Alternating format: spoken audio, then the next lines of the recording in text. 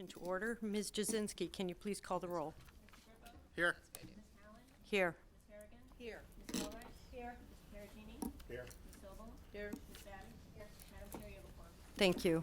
Will you all join me in the Pledge of Allegiance?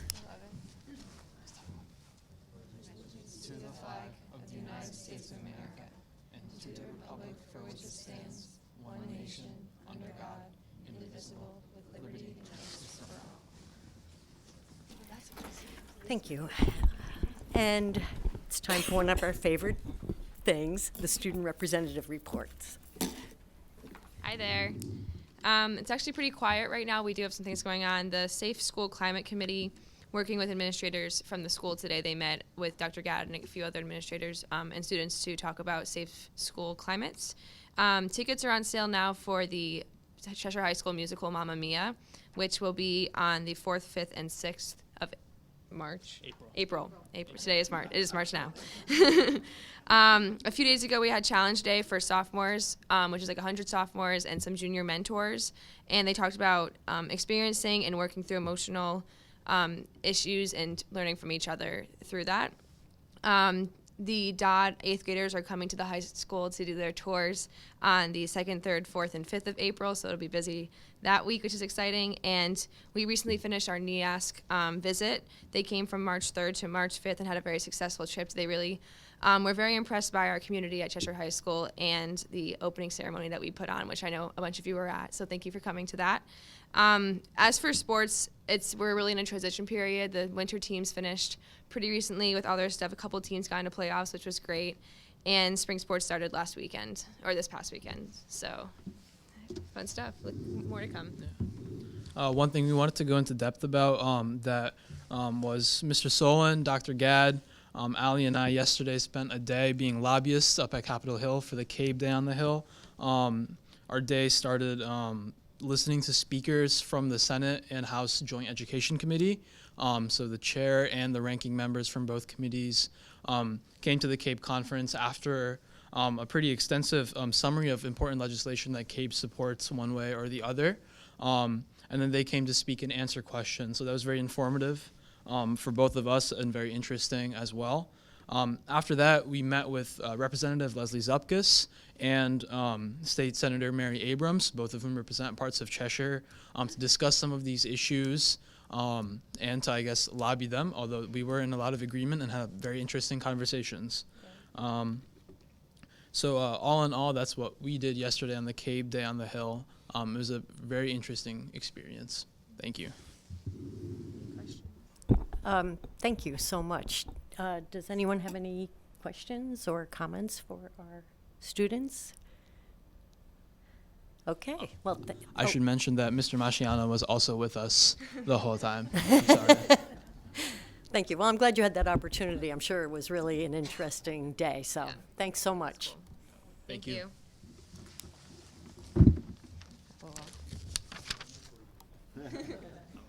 All right.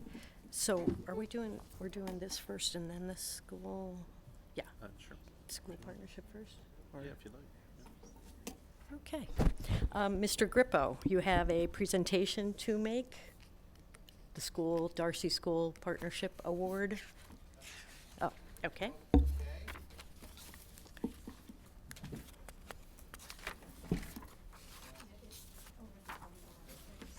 Do you have, I'm sorry.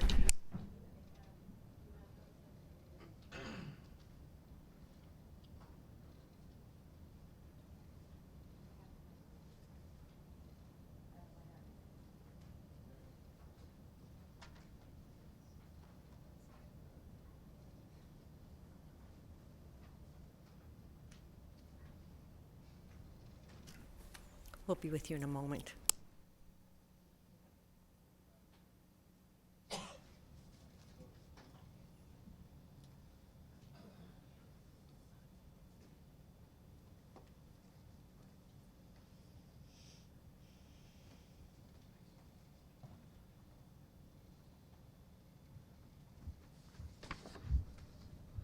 Glad I dressed up for the evening.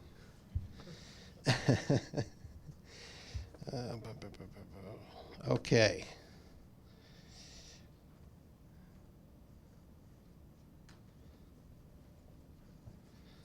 guess I'll begin here. Right. Okay. Darcy School would like to recognize the Connecticut Community Foundation, represented by Ellen Carter, Community Leadership Director, for their generous support in enabling us to bring Circle of Security to Cheshire.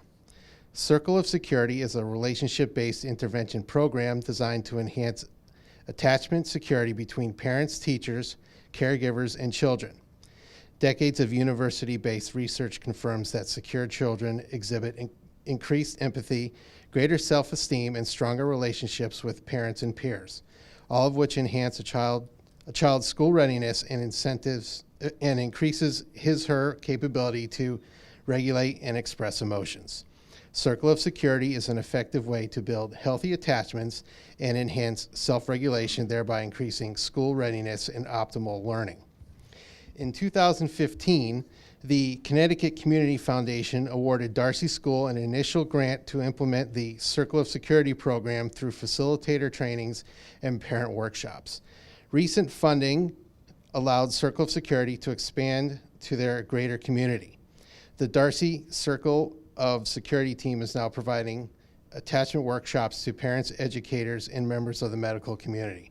To date, 9 members of Cheshire Educational Community have been trained as certified facilitators. More than 60 families have completed the 6-week parent program, and providers in area pediatric practices, Cheshire teachers, administrators, and instructional assistants have received professional development to help them build strong social emotional skills through the lens of secure attachments. The following is a description on the program's impact by Charlie Slaughter, a child advocate who attended a recent Circle of Security event. I am in awe of what you have developed and the many ways you and your team are touching and challenging lives. You literally are changing the culture of families, classrooms, and even pediatric practices. The stories shared by your parents, teachers, Birth to 3 staff were so moving. You really have created something that is helping more kids thrive educationally and thrive in life. I am deeply impressed. This important work would not have been possible without the generous support of the Connecticut Community Foundation. Thank you.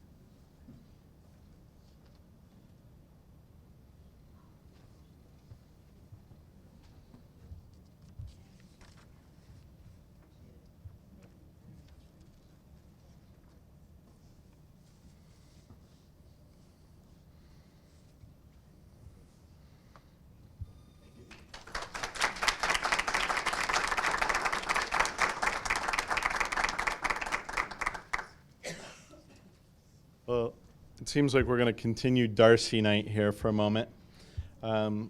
Each year, Connecticut Association of Boards of Education issues special awards that districts can apply for. So tonight, I'd like to welcome a couple of folks from Darcy who will be honored, Ms. Jen Doobie and Darcy Principal, Ms. Ann Donnery, to talk a little bit about the program. Come on up, guys.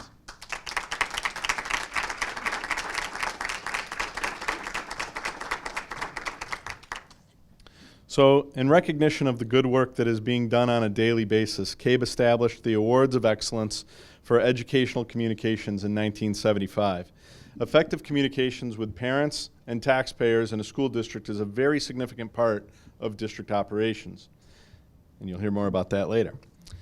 It is important for the community to be aware of the exciting activities and events taking place in our schools each day.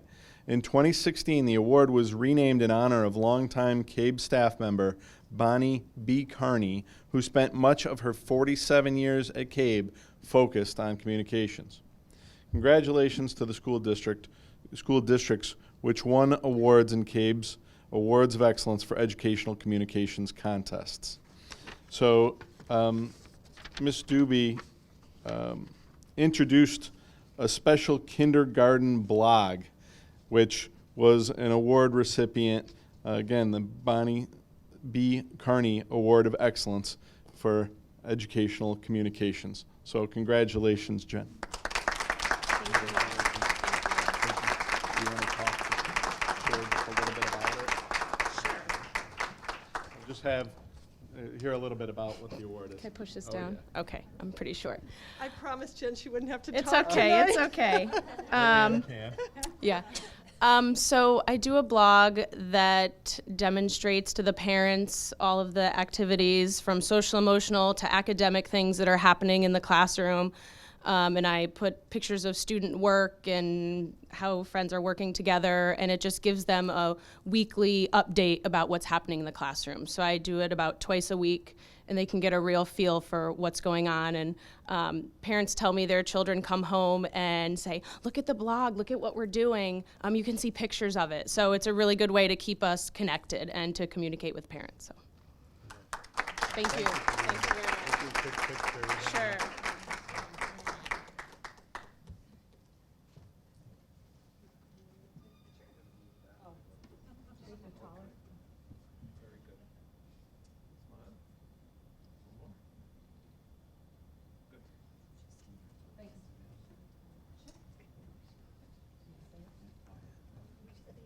I don't think I get any awards.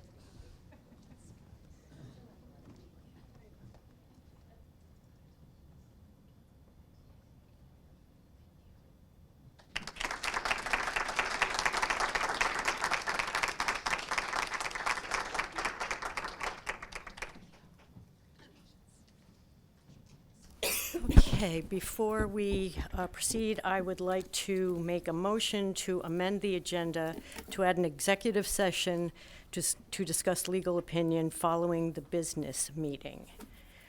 Do I have a second?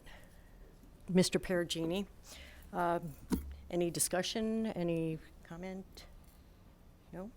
Okay, so the motion is that we will amend the agenda to add an executive session to discuss legal opinion following the business meeting. All in favor?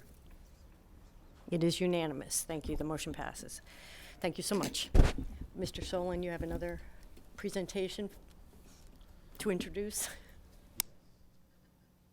I guess I'll start with the presentation from here.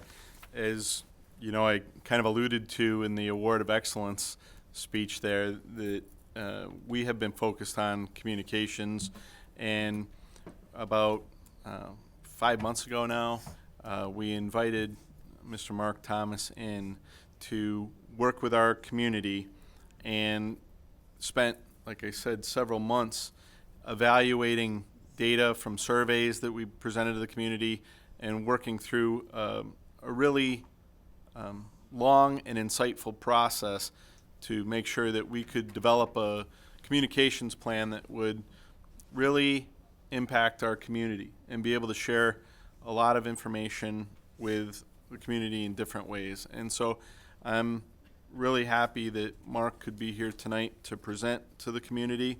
But before I invite him up to speak, I do want to acknowledge all of those who put a lot of time and energy into the process.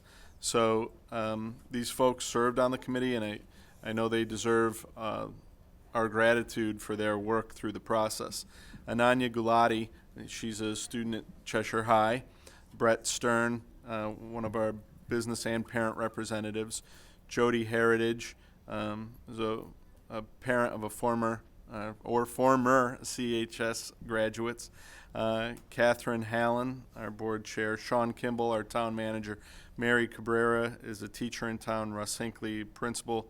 Sylvia Nichols, member of the town council. Teresa Commune is a parent in the community. Kelly Lenz is our jack of all trades, school business, adult ed, communications, everything. And myself, I also appreciate that Arnett Talbot, the town communications assistant town manager, attended meetings, as Marlena Sobel did as well for a meeting. So all those folks really put a lot of time into it. We really appreciate their effort. So without further ado, I welcome up Mark Thomas. If we would like to move down to the audience for a presentation, we can get started.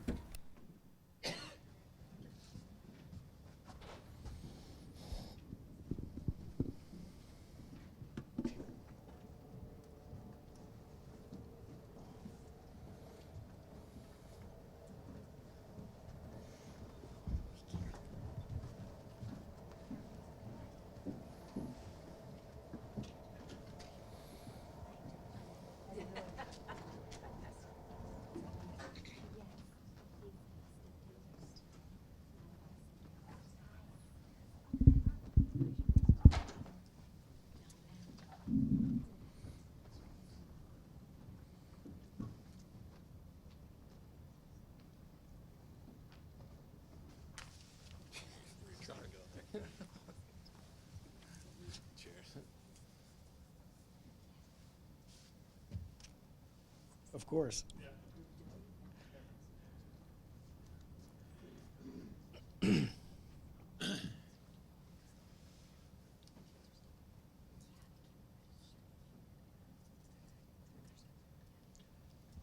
First of all, thank you very much, and it's interesting that the awards that you gave away just a couple of minutes ago, if you were really listening carefully, it is all about communication, isn't it? I mean, isn't that really what teaching's all about? Jeff also, unfortunately, quickly ran through all of the list of the people that helped us, and frankly, this is their plan. They gave us the input. The stakeholders really make or break whether you get a good communication plan, and I think we've got an outstanding one. In 35 years, this may have been the best stakeholder committee I'd been around, and I'd told Jeff this, I'd told Kelly this, and it was because the people that were there were from all around Cheshire. So this is a Cheshire plan. They were not afraid to give their opinions. They came from different walks of life, whether it was a parent, whether it was an educator. We had people from the city, but they were respectful, but they did be assertive about their opinions. Now, what I'm going to try to do is 6 months' work and a 40-page document here to run through that. So there's a lot of backup to this that I'll refer to, but Jeff had given real clear direction, which was refreshing and unusual in our business, in the fact that he had 6 specific goals. And this committee, as I understand it, and the initiative was brought about because the administration, the city, the residents of Cheshire knew that there needed to be a little bit better communication, and more of a process. But Jeff and the administration outlined 6 key points. And basically it said we need to do more, we need to do better, and it needs to be transparent, and it needs to be 2 ways.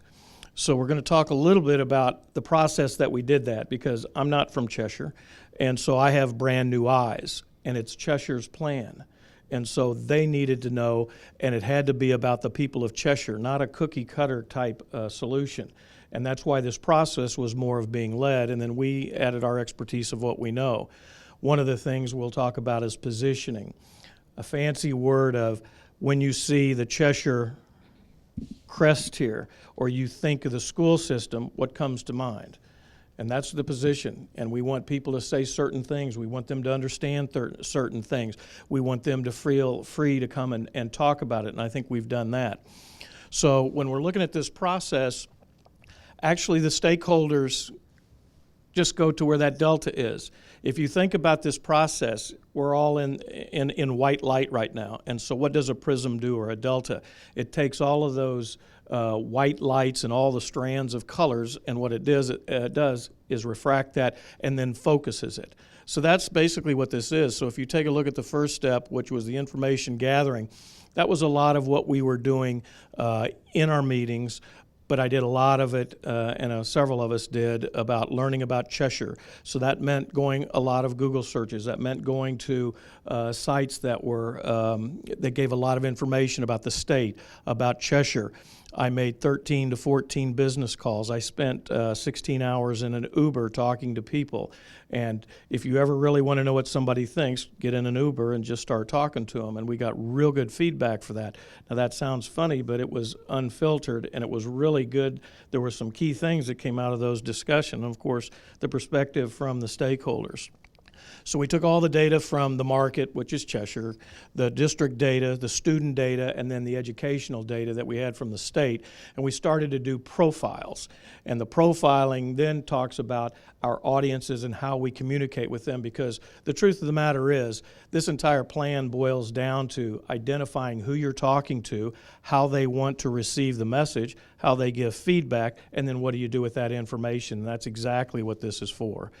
Then we went in through, which we'll share with you, a SWOT analysis. And a SWOT analysis is nothing more than strengths, weaknesses, opportunities, and threats. And that's a real good exercise because it even goes beyond communications. You kind of understand the organization, you kind of understand the community, and that helps us with messaging. So to kind of start out, we were talking about our target audiences, and they are primary and secondary. And I doubt if any of this really surprises you that the parents were the number one audience for this communication. They have stakeholders. It's very near and dear to their heart. The staff is also one. We found issues with the staff about how they want to be treated. The staff has a perception in this town of being dedicated. They care about the students. It's all about being focused on the student and making sure they do well and they do their jobs. And the students, I think they get forgotten, and this is the first time I've ever had a young person on a stakeholder committee, and she was outstanding, and she gave unique perspective. So those are the three that we really dwelled on, but we can't forget about the entire community, and we'll get into why. But the secondary ones were seniors, and I hate to tell you, I am in that class, and so I understand that class, but I'm not from Cheshire, so we went out and we reached out to the senior center and we talked to seniors. Empty nesters, there's few in here that I actually see and that I know, and that really means that at some point they had some kind of connection, probably to the school system, but their kids are gone. And after they did the celebrating, then they went on with their lives and said, this is what it's like when you don't have kids, and they still kind of watch the school district from afar. So these are our target audiences. So then we start talking about, okay, what makes these audiences tick?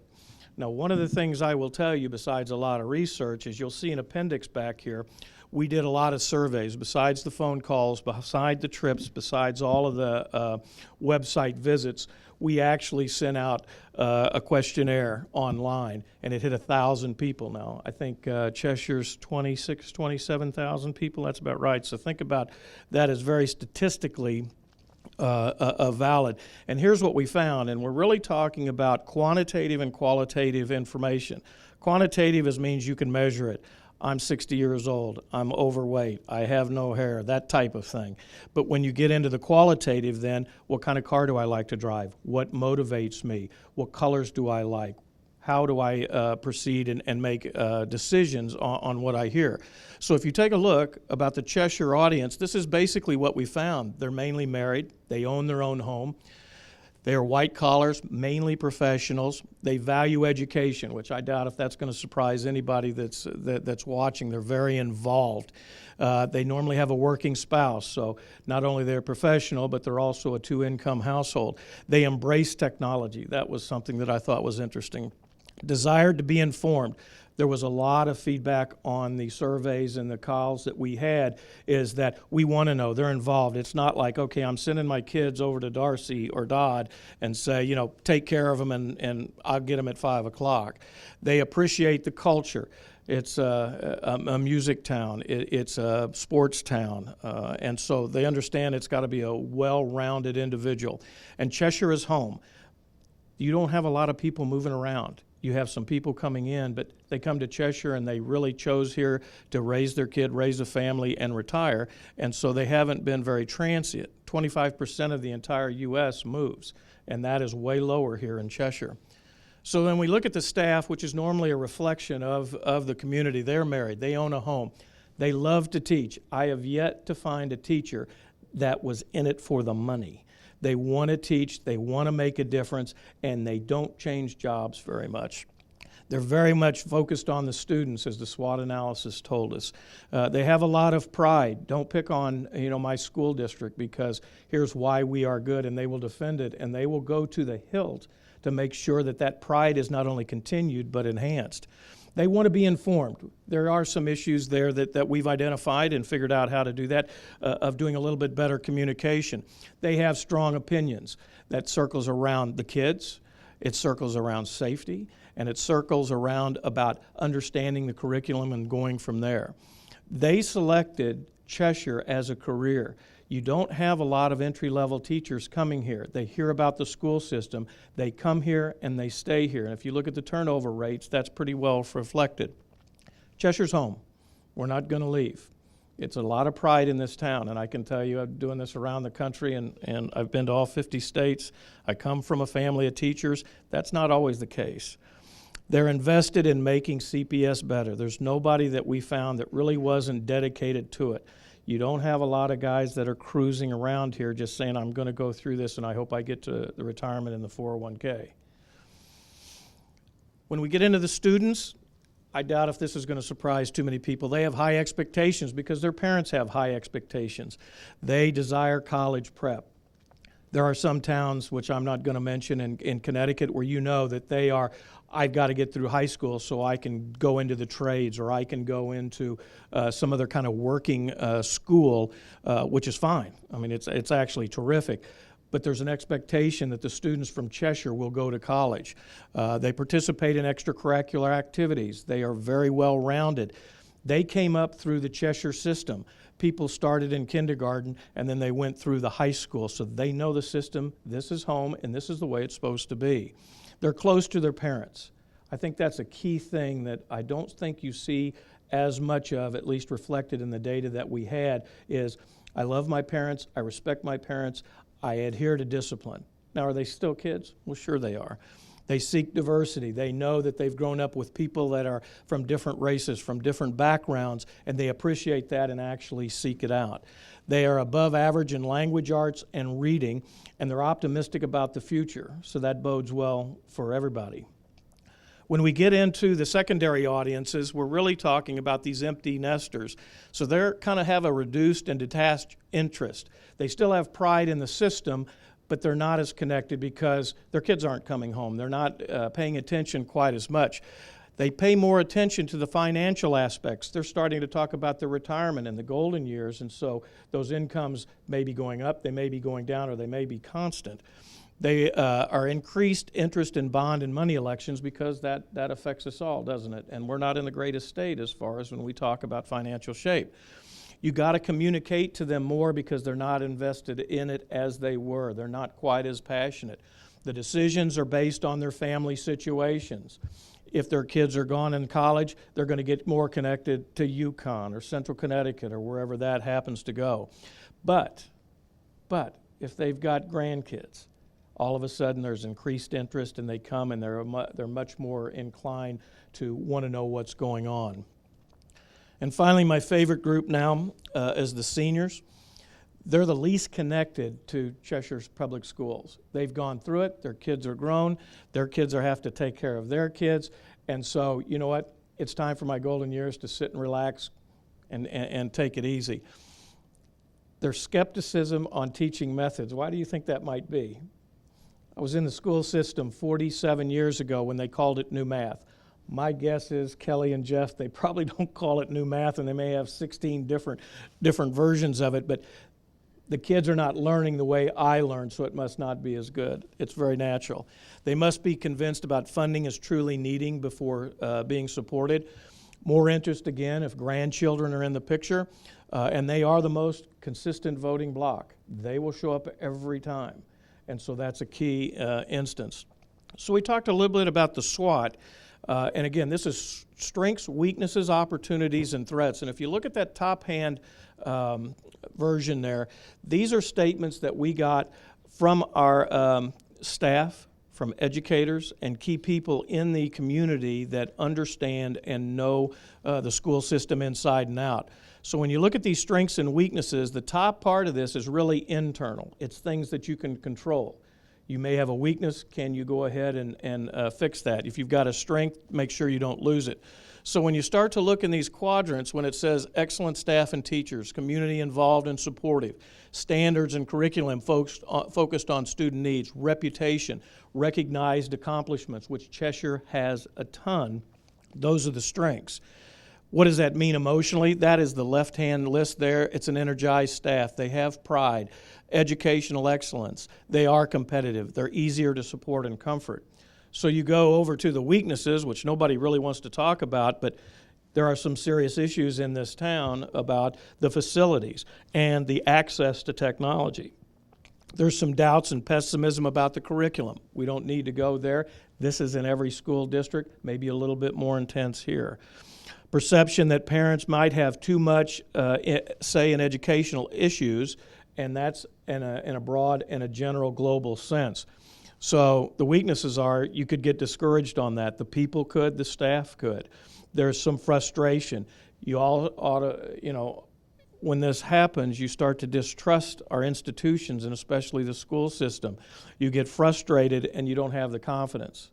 And those things were things that did come out. So let's take a look at the opportunities. I don't know how many people have worked with SWOT analysis, but there is a reason this is a quad. When you take a look at it, strengths and weaknesses, what happens with a weakness? Well, you don't want to lose it, so your threats, so it's diagonal. If you've got a weakness, then you have an opportunity to improve. So that's why a SWOT analysis is in the quads. So if you go down to the opportunities, there was a lot of feedback and confirmation that there needs to be more collaboration between schools. The perception was that maybe some schools were doing things differently or one was ahead of the other, and those are things that may be communication, they may be otherwise, but that came out, so there's an opportunity there. The teachers, just like everybody else, want to get better. Teachers never stop learning, especially the good ones, and so they want to be developed like anybody else. They want to evaluate technology distribution and have access for the faculty. Everybody wants the new MacBook or Chromebook or PowerPad or the smartboard and all of that, and I don't blame them. That's what the kids know. That's what they're going to have to be teaching to get them out there. So the emotional part of this is you get hope, you get encouraged, there's progress. You can see the future if you start to do some of these opportunities. It's aspirational and accomplishments. But what you don't want to do is start losing on your strengths. So there are concerns about safety and security, and I doubt if that would surprise anybody in a school system these days. Lack of funding for programs and facilities. You're never going to have enough money, so you've got to make the best of what you can, but that is a threat if you fall behind about trying to teach kids to go to college where you're going to have to know a lot of these things. There is concerns about town council not supporting CPS and vice versa, and that's an issue because that, again, creates doubts. Why do you do a SWOT? I think it's interesting as a former chief marketing officer for a major company. This is about communication and messaging, frankly, but I'll tell you what I did is I found a lot about my company. I found out a lot about the culture, and there are things that had nothing to do with communications that I could fix. I think when this is looked at in the raw data, which everybody has, is that you'll find some things. It's always a good exercise. So positioning, I'm not going to dwell on this, but positioning really means when they see this crest, or if you see a swoosh, or you see, in DuPont's case, an oval, pick your favorite brand. When you see that, you instantly say, aha, that's what this means. So when people see this crest, that is the positioning, which is done by achievements, but it's mainly done by communication. And there's 6 factors to this. One of them is ownable, and you need to clearly own the position. An example I always use, because I used to work for Volvo, was Volvo meant safety. The truth of the matter is, Volvo is not in the top 10 of safety in cars, but they've told everybody about it. And they are safe cars, but they're not there anymore in realistic terms. But if you think safety in cars, you're probably going to come up with Volvo. It needs to be credible. Message and performance must be believed and substantiated. I went to school on a golf scholarship. One of my best friends was Payne Stewart. I beat him many times. Do you believe that? While that's true, let me tell you, he was a much better golfer, but you'd have to know the background and go from that. He obviously was much better down the road. So how do you do that? Delta's the best airline, and here's why. Sustainable. I was in a technology company when Y2K happened, and we were paying kids that were 23 years old in 1999, $89,000. The next year they didn't have jobs. We got to be able to sustain this. Relevant. If you don't, if it's not relevant to you, you're not going to pay attention. It's not going to have impact. It needs to be differentiated. This is the one thing that I think the educational system and the commercial world is different. Differentiate is nice, but it's not as critical with education. But it means it's something different. And the compelling benefit, one of the key things, and that's an overriding point. So if we take a look at the way you really talk about positioning. If I would walk down here and go over to Cheshire Coffee and say, okay, what do you think of the school system? What is the most ideal thing they could say about the school system? So everything you do is to get everybody in this town to say, it is this. And it's Cheshire Public Schools delivers a recognized quality education that prepares all students for a successful and meaningful future and provides lifetime benefits. It's a mouthful. You're never going to see this. But everything we do, from a memo, from an email, from a brochure, from an ad, whatever it is, it's to compound and support to get people to understand, to believe, and would be able to communicate this. So does it pass the test of the 6 things? And I think it does. So if you take a look at the statement here, it is sustainable because CPS educates students to, oh my God, I am a senior, to think. Hopefully you can read that. To think, comprehend, and address challenges. And that's really about being prepared. Credible. The school system has a long track record. It's ownable. It's got a track record of excellence and has been honored by many sources about its success. It's relevant. This affects the way the system, the town, the parents, and all the audience feel. Differentiation, really CPS is the only one talking about this. And then the compelling feature, a successful and meaningful future. Is there any parent that wouldn't say, that's what I want my school system to be? Is there any student that says, I'm studying to do this if it's not that? So I think this is a good position, and this is the premise that we went forward. So as I said, this is mainly about key messages, and what you do is you have 4 or 5 of these, and so each one of these to the different audiences should be supported in every kind of communication that happens.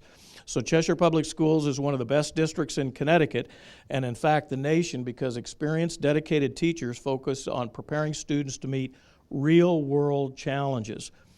Would you believe that? Well, why not? Outstanding college acceptance rate. Recently listed by Newsweek as having one of the top 500 schools in America. Think about how many schools are in this country, and there's one that's in the top 500 here. SAT performance consistently among the best in Connecticut. Extraordinary percentage of students engaging in extracurricular and activities and community service. One of the top communities for music in America. That kind of surprised me because I didn't know Cheshire that well. But multiple elementary schools have been named Connecticut Schools of Distinction. So that is one of the key, if not the key message. The second one is strong Cheshire Public Schools produce far-reaching effects and benefits to the Cheshire in its entirety, the community, by increasing home values, attracting potential new businesses and residents, strengthening the infrastructure and positioning the community for the future. Does that sound anything like a school system should be doing? Well, it should be, because highly rated school districts are the very single most important factor for moving to a new city or moving inside a city. So there isn't anybody in here or the community that shouldn't value that. A qualified workforce is in the top 3 considerations for businesses to relocate. I don't think you can have too many businesses, and you certainly don't want them going away, so the feeder system for a workforce is critical. Home values retain 50% more with a highly rated school system, and when you get into a recession, that goes up to 61%. Fosters new business to stay in Cheshire. Don't we want our kids probably basically to get an education, do great things, and come back home and pay it forward. This town does that. And so it's obvious that these are things that empty nesters need to know, that seniors need to know, and parents need to be prepared for. The third key message is the CPS is focused on continuous and school improvement and is working to strengthen its community outreach efforts and parent, student, resident involvement through open communications. I think this is very telling. The administration, the school system, nobody's saying it's perfect. What they want to do is continue to do better, and they are addressing it. And this is the new benchmark initiatives to understand students, parents, and resident viewpoints, concerns, and suggestions. That's exactly what this is. That's exactly what the last 6 months have been. Improved communications and establishment of new communication channels, which this plan does. Hiring of new staff, primarily math coaches, to improve the areas of focus and concern. There is a long-standing issue about math in this town, and there's a reason for that, because it's one of the top 5% that their jobs depend on math. Architecture, programmers, computers. They value math, they understand it, they know how it should be taught, and they want their kids to know. Communicate and engage with non-associated stakeholders such as seniors and empty nesters. We just talked about home values and keeping the community strong. An ongoing dialogue with the community at large. An ongoing dialogue with the community at large. Dialogue means two-way communications, and that's clearly understood by the administration going forward. And finally, investment in Cheshire Public Schools and its resources is a shared community responsibility, now and future generations. This is our job to make sure that the infrastructure is in this town long after we're all gone. So an improved and updated CPS facilities and technology will bring a significant return on investment for all Cheshire residences and businesses. The town and the Board of Education are continually working together to improve the community and working relationship to support the town's residents and the families. The common goal between city administration and the Board of Education is the welfare of the people in it and to make sure they survive and prosper. The CPS facilities and access to technology needs to be updated, and there's a strong desire from the community to take action for improvement. So those are the main key messages that you'll see. And everything we do should support with each one of those audiences in different ways to different degrees. CPS must communicate differently and through multiple channels in the way the primary audiences want to receive the messages. How many people here prefer email? How many people prefer personal contact? How many people would rather be on the phone? We all think differently. I will tell you that the Cheshire administration knows if you want to get a hold of Mark Thomas, you send him an email, you'll hear from him instantly. Getting him on the phone is a different way. We all do things differently, and we have to convert to that. The value of a strong educational district must be conveyed clearly to all aspects of the community. We can't just focus on the staff. We just can't focus on the parents. Everybody's involved. Everybody's a stakeholder. CPS needs to expand its communication tools, especially in digital and social media. One war story. I said I wouldn't do it, but one war story. I used to work for a $200 million advertising agency. My client was a newspaper in Jacksonville, Florida. So our job was to promote the newspaper and sell newspaper. I had a young man, very sharp young man, who was a media guy, and we walked into a client meeting, and we were all talking about newspaper, and my guy goes, well, I haven't picked up a newspaper. I get all of my information on social media. Mistake to bring him to that meeting. So you've got to make sure that digital and social media is not a fad. It's actually how people are getting their information. It's only going to continue. To maximize finite resources, and everybody, including this school system, and every school system in Connecticut has finite resources, CPS must be focused in messaging, transparent, and frequency in its communications. I work for DuPont, Continental, and Volvo. I had millions of dollars in a budget. I never had enough. I've got a friend who is a product manager at Nike. He thinks he has no money to do his job. So what do you think about Cheshire? That means you have to be laser focused. You have to reinforce it, because as soon as you're tired of your messages It's just getting through. CPS must develop a measurement system to evaluate and adjust all communications and programs. Everything's got to be fluid, but if you don't measure it, you'll never know what you should be doing or how you should be doing it. The Board of Education, the administration, and the city government must be viewed to be working together for the good of all. So these are all critical factors. Must develop processes that are widely known for two-way communications. It can't be the administration just spinning out. There's got to be communication both ways, and those processes have to be set up. The staff must feel as though they are updated on important items that affect their ability to do the jobs, so they think they make a difference. Think about the jobs that you're in, whether it's in this system or whatever you do. Don't you want to be able to talk back and forth and make sure you know what's going on? The broad negative perception about the math department needs to be addressed, and there's ways of doing that, and we've outlined them. So that kind of brings us where the stakeholders left off.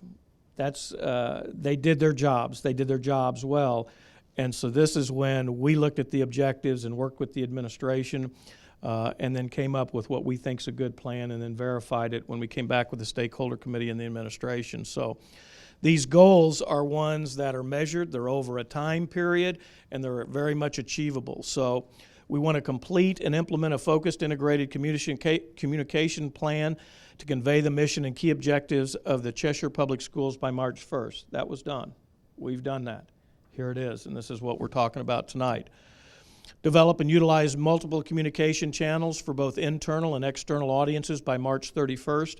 We're not going to make that deadline. I do think we'll make it within the next 6 to 7 weeks, though. So we tried. They should be aspirational, and that was it. Evaluate, modify, and create communications content. Content is king.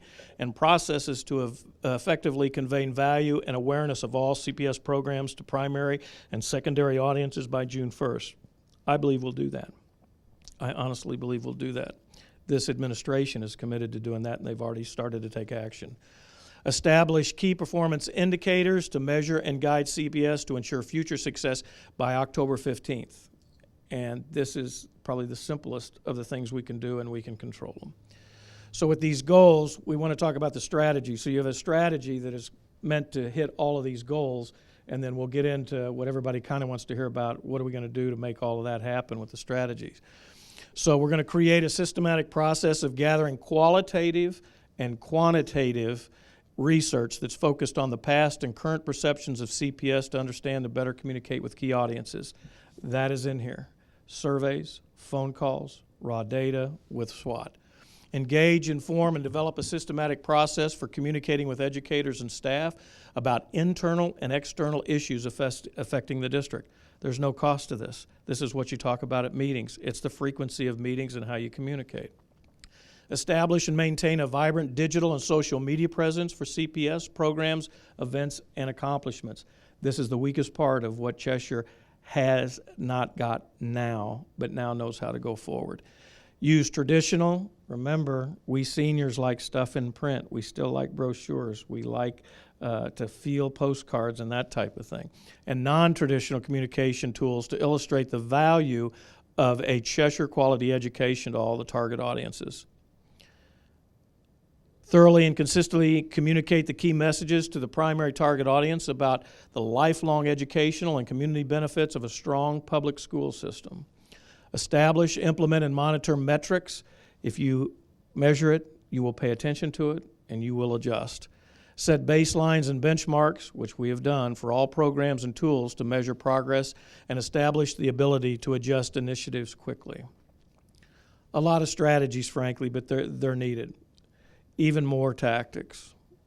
So now let's talk about how we're going to hit goal number 1. Utilize resources and stakeholders from all parts of the community to understand issues and perceptions that need to be addressed. That's done. That's what the stakeholder committee did. That's what our communication survey did. That's what these phone calls did. 16 hours in an Uber, that was part of that. Determine audience segments and preferences regarding how they want to receive and respond to communications and which communications and tools will be most effective. We just went through the profiles. That's done. Analyze research from the Cheshire 2018 Public Communications Survey, along with personal visits, phone interviews, and community feedback to establish the basis of the plan. We now know in this point of time, which was October, where Cheshire stands on a lot of issues and their perceptions. So part of the plan would be to do that every year. Did you go back? Did you go forward? And what do you got to do to make sure you go forward? After the plan is reviewed and agreed upon by the stakeholder committee, that's done, present and gain approval from the administrative staff and the Board of Education. So let's go to number 2. So during the regular meeting with principals, administrators should review and discuss the key elements and findings of the SWOT analysis. We ask the teachers to take time, give us our opinions. They deserve to know this is what is going to be done with this, and this is the interpretation that it came out of. At the regular meetings with the principals, the approved communication plan, which is this, should be shared with the principals, who then should discuss the plans with their respective staffs. What good is it if you don't communicate to that staff about, here's what we're doing, here's why, use the messaging. Costs nothing. These meetings are happening anyway. So that's a structure and the things to talk about so everybody is on board. If I'm walking down one of these streets, the teacher should be able to say, well, this is what we're doing. If they hear some kind of question or criticism or a suggestion for improvement, they should be able to do that. They can't do that if they're not told. Administrators and principals should use the elements of the key messages and at their meetings, correspondence, and personal meetings with the staff. You've got to continue to reinforce this. I will tell you there is a theory that's the Ebbinghaus curve that says how many times you need to hear something before it really sticks. McDonald's is still advertising. There's a reason for that. Form a team to lead the development of a new website for Cheshire. The team should consist of representatives of the CPS administrative team, principals, representatives of information technology, and ACES. I'm proud to tell you that happened last week, and I think we had a real good discussion, and we're working hard to get another website. Establish the social media assets of Facebook, Twitter, Instagram, and YouTube, and LinkedIn, and post current content using a free Hootsuite scheduling tool to ensure consistency and efficiency. All I'm going to tell you is Hootsuite is free. We're going to teach the people in the administration how to do this, what to post and how to post, and we're not going nuts. There's 1,600 today different social media channels. You only need a couple.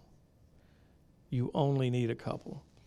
Implement a social media digital strategy that uses consistent and targeted posts applicable to each audience and channel for driving audiences to the website. Today's world is not as different as you think. When I was coming up through the ranks, so we're talking about 70s, 80s, and 90s, every company, every district had, well, here's my catalog, I did advertising, I might have done direct mail, I might have gone to a conference, I might have gone to a trade show. It really hasn't changed. The catalog is the website. The direct marketing is the email. It's digital advertising now, and you do a tweet up or you do a Facebook Live as far as some of your events. It's just the tools that have changed. Use a 411 posting protocol with the appropriate content designed and implemented in a way to maximize each social media channel. If you remember a commercial with IBM, it's my favorite one. I posted it on my Facebook 2 or 3 weeks ago to remind me, and I hope you remember it, but there is a guy, mid-50s, he's obviously either a COO, he's a president, and he's sitting with a millennial right in front of a computer, and the millennial is very, well, here's our new website, and the logo turns, and we can make it color, and we can make it do this, and the guy says, wouldn't it be really cool if somebody could connect our sales, get instant customer service, and actually sell something? And the millennial looks at him and goes, but the logo spins. And he says, I don't know how to do that. This is what it's about. These are not toys. These are not gimmicks. So establish a social media policy for the staff. That is something that's very critical. Teachers and administrators are in tough places. Social media is rampant. You can't control it. But the conversation happens whether you're involved or not. If you don't have these social media products and assets, how are you going to have an official announcement? And we've kind of tried to solve that. So what is a strategy? As I told you, we want to have everybody go to the website. We can educate. We can get feedback. We have a call to action. We can do positioning. It's the one thing that is one- and two-way communication. Facebook, we all know, the reason is Facebook is so powerful is because it is two-way communication. You get feedback. It's unfiltered, it's unadulterated. Sometimes it's very frustrating. But that's the thing that we did not have in the 70s, 80s, and 90s is it is two-way. But what we want Facebook to do is to engage. We can educate, but get them to the website. Twitter, everybody's favorite. What can you do in 248 characters? Not very much. So what you need to do, I call these are teases. You get somebody interested and you get them to the website or you get them to YouTube. YouTube is educational. It gets you to the website. It's also engagement, and it also could be a call to action. This school system is very involved in video, and I think this is a huge opportunity. We're being filmed tonight, if that tells you anything else.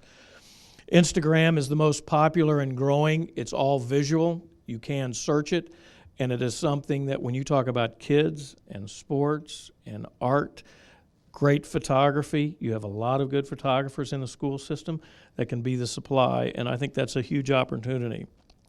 LinkedIn, if you want to find staff and get real good engagement with that. Probably the least of all the social media that you'll do. So what's a 411 posting strategy? I'm sure some of you have asked yourself this is, what should I post? How much should I post? This is pretty easy. Of all the social media channels that you have out there, out of every 6 posts, 4 of them are informational. They may have nothing to do with Cheshire Public Schools, but it has all to do with the audiences that are engaging that you're trying to get a hold of. The 1 is a soft sell, is what I call it, and it's an accolade, it's an achievement, and then number 1 is what I call the used car salesman. Log on here. And if I haven't explained it very well, I'm going to take one of our schools, Thomas Edison, down the road in Meriden. But you can see students in the PE class have been playing a game called Angry Birds. They have, God, I can't read that, work as a team to protect. It's basically about this game, but it's showing the kids, it's showing a different way to teach. The 1 is kudos to this organization who worked charity and raised money for the system. And then my favorite, the hard sell is, hey, we're not going to school because we've got bad weather, or log on to your website. So in practicality, this is the kind of system and the editorial calendar we need to set up. Work with the town to put a dedicated link and a tab on the website that either has information generated and dedicated. That's the cooperation. A lot of people go to both sites. Create an advisory group made of administrators, staff, and students that meets quarterly to discuss and evaluate the communication efforts. Remember, what it measured is done. This is also two-way communications. It's also a lot of involvement. It's transparency. Our goal 3, this is kind of the nuts and bolts. It's actually the fun part of it. It's the easiest for us to do because we kind of understand that. Again, how many times have you seen consistent communication and constant communication? That's the theme through all of this because you can control it, and it's the most important. Relaunch a new website. There's all the criteria. In basics, you need to find what you want in 3 clicks or less. It needs to have progressive fonts because that actually makes a difference in search engine optimization and visual reading. It has to be mobile friendly. 72% of all logons to website are done on an iPad or your smartphone, which you all have in your pockets. A sign-up mechanism for a newsletter. Add a monthly blog. The blogs are important because you get the messaging out, you find the website through Google searches, and you can communicate information and highlight a lot of different people. SEO, signing on and making sure that you build your social community with Facebook, Twitter, Instagram, LinkedIn, and develop a tab or section for videos of meetings and informational videos. On the homepage, just some of the things that we suggest: Teacher of the Month, Student of the Month. You have such a great alumni who have done great things to represent Cheshire. Why not say, where are they now? What are they doing? See what my education did. The kids are going to believe other kids or people that they may have been freshmen and saw graduate when they were seniors.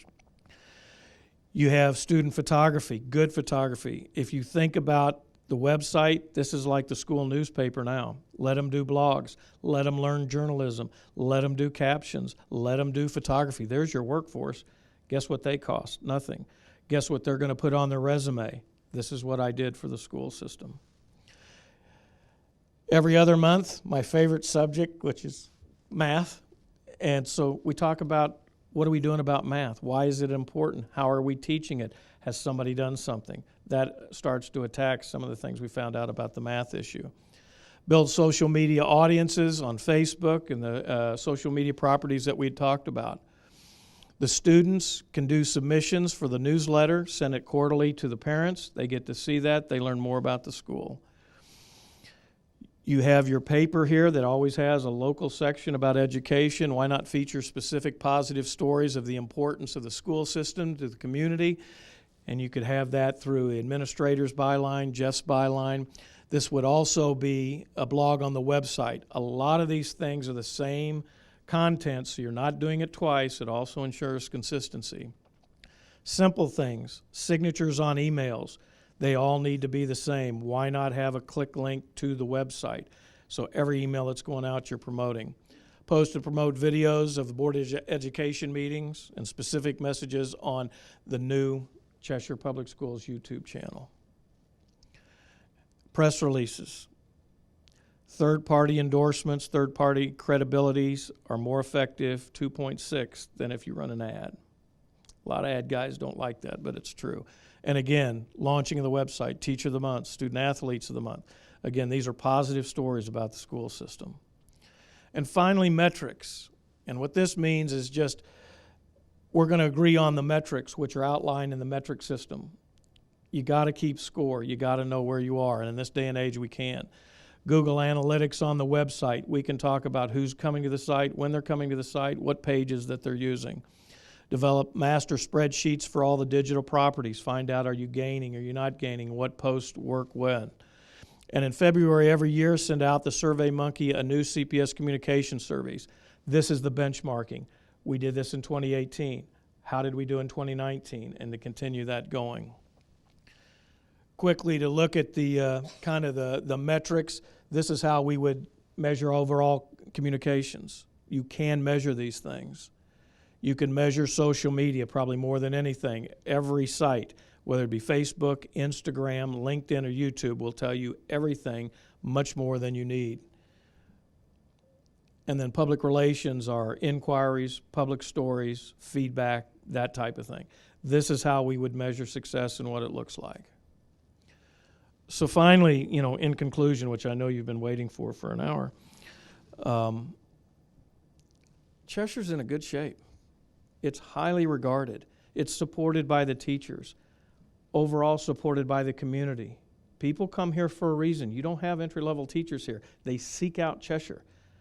Think about some of the towns that I'm not going to name that are not very far from here that can't say that. I've worked for them. I can tell you a whole set of problems that you guys do not have. Follow a disciplined plan and measure the results. In the past, with all due respect, I don't think there's been a plan. That's why this was really important. How do you go forward? I will tell you, there's a lot of people that are saying, how are we going to get all this done? It sounds like a lot. Any of you that have done newsletters, the first one's the tough one. It takes this much to set it up. But when it becomes a daily part of life and you set out duties and you delegate responsibilities, it's not that tough because the content we're going to teach you people to do, you can use over 3 and 4 things. Hootsuite, it works 24/7. You can program all this. Somebody's going to be doing it on the weekend, and somebody's going to say, well, who's working on the weekend to do that? It's a nice little trick, and it costs nothing.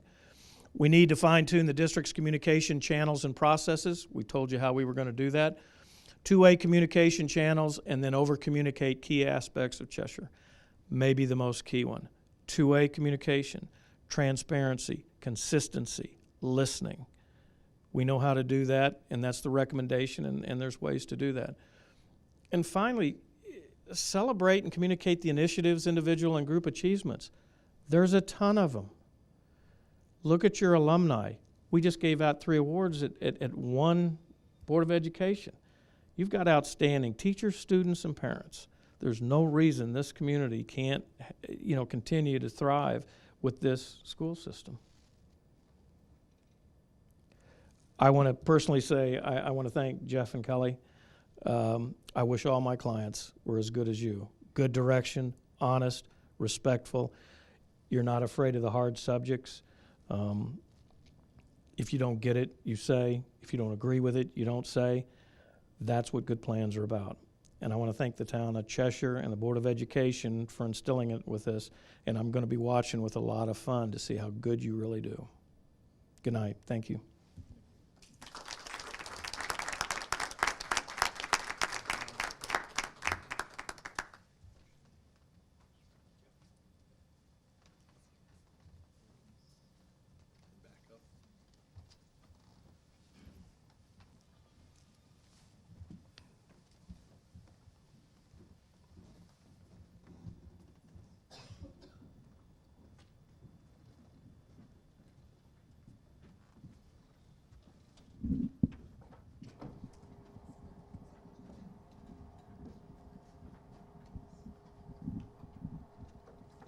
Jeff, I know it was long, but if you need me to answer any questions, I'd be happy to.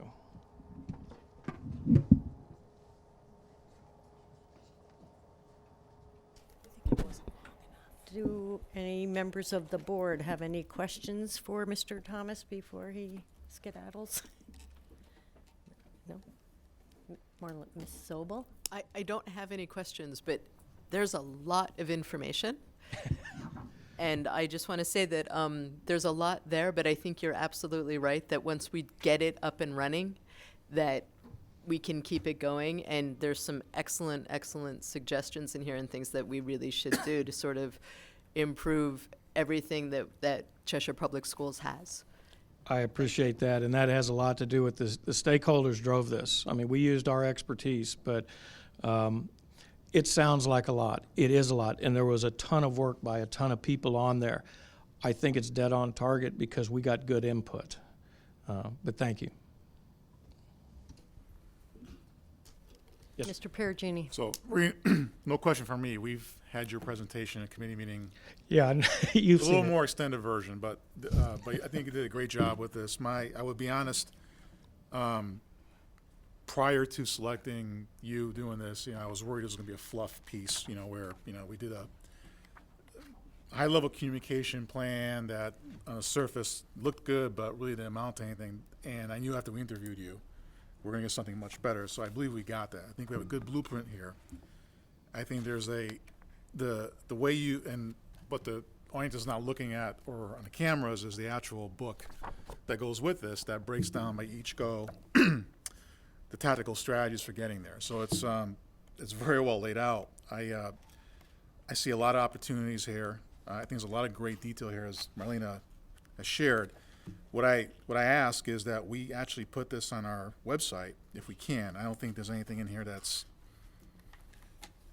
secret sauce. But especially after our meeting last Monday night, I think there's some things in here that some folks have raised around communication that they can see are confirmed, and there's actual ways to get it done. So I want to make this available, and if possible, get some feedback from our community, as well as our town councils. I think town council is referenced in here as well. I believe they have this. So I do thank you for your work on it. What I'm looking forward next is a plan of action. What we're going to address first, when, how, and if there's any budget concerns. There's a lot to do. This is not going to be done in a year, but there's certainly things we get started on. Well, actually, I know you probably did start doing some things, but We've already finished number one. We've started on other ones, and I will tell you, and I don't think I mentioned it in the first presentation, but the stakeholders know it. Quite frankly, I think that's a 28 to 29 month plan. There's a lot there. You're not going to change those things, and you're going to get there. My hope for you is, as unfortunately with a lot of experience, in the corporate world, we used to do these what we call 3-year plans. So it was a 1, 2, 3, and guess what happens? We did it. We presented to the Board of Education, and that Board of Directors. We put it on our shelves, and then we kind of did what we want. I really encourage you to look at it, use it. It needs to be adjusting. When you get into things 6 months down the road, you're going to go, well, we thought that was going to work, and it didn't. Do something else. Or this really worked. We need to put our efforts there. I thank you for your kind words, but I think it's a good blueprint, and now it's the execution's always a tough part, isn't it? But anyway, thank you. I know the board is taking it seriously. I think some good stuff here, so I appreciate your time on this. Yes, sir. Thank you. Thank you, Mark. Okay, all right, so we will move to approving the minutes. Ms. Heldreich, do you have a motion for us? I do, Madam Chair. I move that the Cheshire Board of Education approves the minutes of the Board of Education special meeting held February 21st, 2019. Thank you. Is there a second? Ms. Harrigan, are there any corrections or questions? Seeing none, the motion before us is that the Cheshire Board of Education approve the minutes of the Board of Education special meeting held February 21st, 2019. All those in favor? Yes, 6 in favor. One abstention. Thank you. Ms. Harrigan, do you have a motion for us? I do. I move that the Cheshire Board of Education approve the minutes of the Board of Education business meeting held February 21st, 2019. Thank you. Do I have a second? Ms. Sobel? Any corrections, comments? Okay, no, seeing none, then the motion is that the Cheshire Board of Education approve the minutes of the Board of Education business meeting held February 21, 2019. All those in favor? 6 in favor and 1 abstention. Thank you. Thank you. And Ms. Sobel, would you like to do the final? I move that the Cheshire Board of Education approve the minutes of the Board of Education showcase meeting held March 7th, 2019. Thank you. Is there a second? Ms. Vadi, any questions, corrections? None? Seeing none. The motion is that the Cheshire Board of Education approve the minutes of the Board of Education showcase meeting held March 7th, 2019. All those in favor? You can do it. Okay, it's unanimous. I know, but neither was he. Sorry. Thank you. Okay, Mr. Perugini, is there any correspondence to be read? Madam Chair, I do have some. I actually have a lot. I couldn't get it all to my Cheshire School account. These are short, so I'll read a few of them. I did get actually a message from Diane Langlin Warts. She was one of the parents here Monday night, and basically she's offering some help. She says, thanks so much for the small group meeting last night. If I can help the Board of Ed in any way, I'd be happy to. I teach forensic psychology and victimology at QU and UNH, which I believe is Quinnipiac University, and University of New Haven. I would be happy to put together a presentation for the board, for school administrators, or for parents about the development of delinquent behavior or the impact of victimization. So Diane is willing to offer her help. I'll send Sol and the rest of the board the details. I have one more I'd like to read in, short one. I will send this to the board. Unfortunately, the parent asked me to not make her name or her child's name known, but of all the nights for these parents to tune in and watch a board meeting, it was Monday night. So her concerns are, my husband and I watched the Board of Ed meeting last night. It was eye-opening. We are realistic. Please don't think we haven't seen our own bullying issues at this unnamed private school. That being said, it seemed that across the board, every school was named directly except Norton. This seems to be a massive town-wide issue. Could it be that it started at lower grades, was not addressed, et cetera? Long story short, and I won't get into all this detail, but you'll have the email. Their child is about to graduate 8th grade and is slated to go to Cheshire High School. And naturally, they have concerns. After hearing what we heard Monday night, what I offered was to get some folks in touch with her within the school district, maybe yourself, Jeff, or Tracy Hussey. There is a special services component to this. But just now a little concerned what she's hearing and looking for some feedback on what to expect. So that's one of them. There's a few others that unfortunately I don't have the entire text that I will forward to the board and maybe read into the next meeting. And one last one, we all got an email from Sylvia Nichols addressed to the full board administration. I do not have that with me, Sylvia, so if you're watching, I apologize, but I will try to read that one, a little bit lengthy, into the next meeting. I just want to acknowledge that we did receive it, so thank you, Sylvia. Thank you, Mr. Perugini. Okay. Mr. Solon, do you have a report to give us? Yes, it's another presentation, so we're going to have to move back down again. Thanks.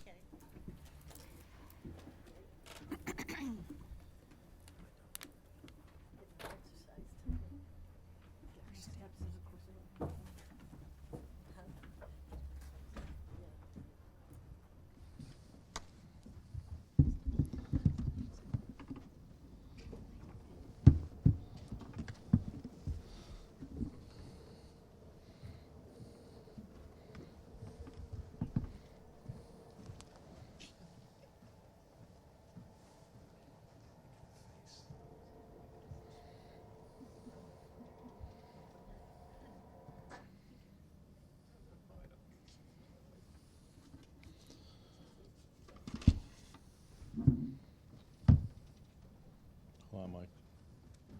Hey, Mike. Mike. Mr. Salamini? If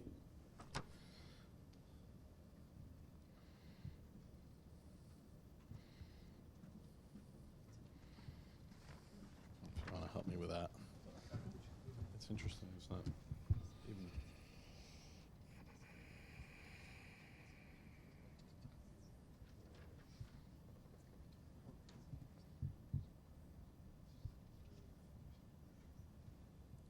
Unplug it back in. No? Let's see if this works. Holy smoke. Okay. That You want works. to advance one slide just to make sure? Yeah.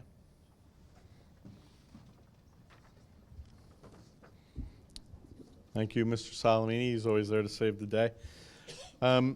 I gave this presentation actually at the curriculum committee meeting a couple of weeks ago and was asked to present it here as well.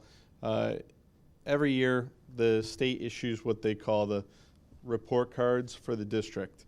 They issue report cards for each school system and building across Connecticut, each school. And so it's called the Next Generation Accountability System for districts and schools.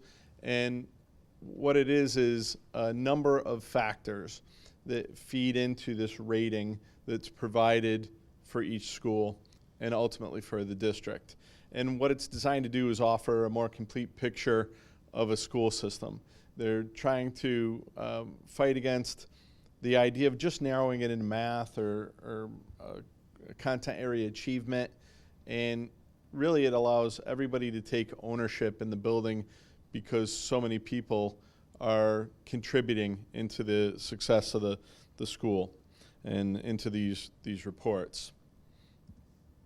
The other thing I think that's important in this is that it also addresses not only achievement for all students on the average, but also high needs populations. So that's really defined as socioeconomic status need, like free or reduced lunch, or English language learners, students with disabilities. So you see that there are these 12 indicators for success, and as I indicated before, it's a broader picture. It's not just math or ELA. So here's the Cheshire report for the 17-18 school year, and so this is issued in late February, so there's not much time to make changes. For example, I already know the percentage of students that have enrolled in arts classes for 18-19. That's not going to change in March. So, but it is interesting. Basically, in this report, you see the performance on each metric rate, and the top metrics are the 1 through 1 through 2D, 1A through 2D, which is basically halfway down the page, are all ELA and math related indexes. So you have, for example, in the first one, it's ELA Performance Index, all students. So how did all students do relative to their achievement targets just on a standard score? And then the next one is, how did our high need student population do? Same repeats for math. Science was not administered last year. It was a pilot assessment, so it'll be administered moving forward. And then the next batch under 2 reflects growth. So when you are in grades 3 through 7 and you take the Smarter Balanced assessment, at the end of that year, your test is scored, and they have an incredible amount of data from across Connecticut to indicate what your target score should be in the following year. So what does 1 year's growth look like for this student to be ultimately, prepared to take high school level coursework? And those bars are set, and what percentage of our students meet those targets? And that's the elements under 2. Chronic absenteeism for all students and high need students. Our chronic absenteeism among the high need student population is a real area of focus for us that we have been focused on throughout this year. It's not reflected in last year's data because we know that's an issue for a couple of reasons. The chronic absenteeism is defined as missing 18 or more days in a school year, 10% of the time. And one of the areas that we've seen really is a concern for us is the high needs growth rates. And when those students that are perhaps struggling more academically are not in school to receive instruction, obviously that compounds the problem. So it's important for us to make sure that we address chronic absenteeism amongst our high needs student population first and foremost, because it's going to give them the best chance for success. So preparation for college and career readiness, taking coursework and percent passing exams. This is something that we've actually seen a little bit of a decline in because we've intentionally enrolled students in ECE coursework. We used to push a lot of students to engage in AP coursework. There was a period where a lot of students weren't given access to those AP classes unless they were super high achieving. And we saw that data and said, well, the vast majority of our students are going to college. So the vast majority of our students should have at least one AP course. And we started to enroll a lot of students in those AP courses. They were successful, and it was one of the metrics that frankly was used to determine top 500 high schools in America. So when we were enrolling more students, that took off. Then ECE came along, and you can get an early college experience course through UConn, a 3-credit class for like $100 that's transferable. So if I'm a student, I would much rather take a transferable 3-credit class for $100 than an AP course that in most places is not counted as actual credit. And the ECE exams are not, ECE courses are not counted in this metric because it's not standardized from district to district. So that does set us back a little bit, but in the end, it's the right thing for kids, and we should continue on that track. Our kids are on the track to high school graduation. Our graduation rates are excellent. Our post-secondary entrance is also excellent. Oddly enough, physical fitness is an area that we found significant differences between buildings, and we're examining, what the source of that is, because we know that, one end of town doesn't have all the athletes versus the other town. It doesn't work that way, and so we're trying to figure out, it's not just about athleticism. There's sit and reach, which is a stretching, a mile run, those sort of activities are designed into the physical fitness assessment. And then arts access. So I mentioned like that's an area where in last year's enrollment was down a bit. This year, I know for this current academic year, it's up over what it was last year. So it's pretty stable though, around 55%. The target is 60. So it's something that we're considerate of.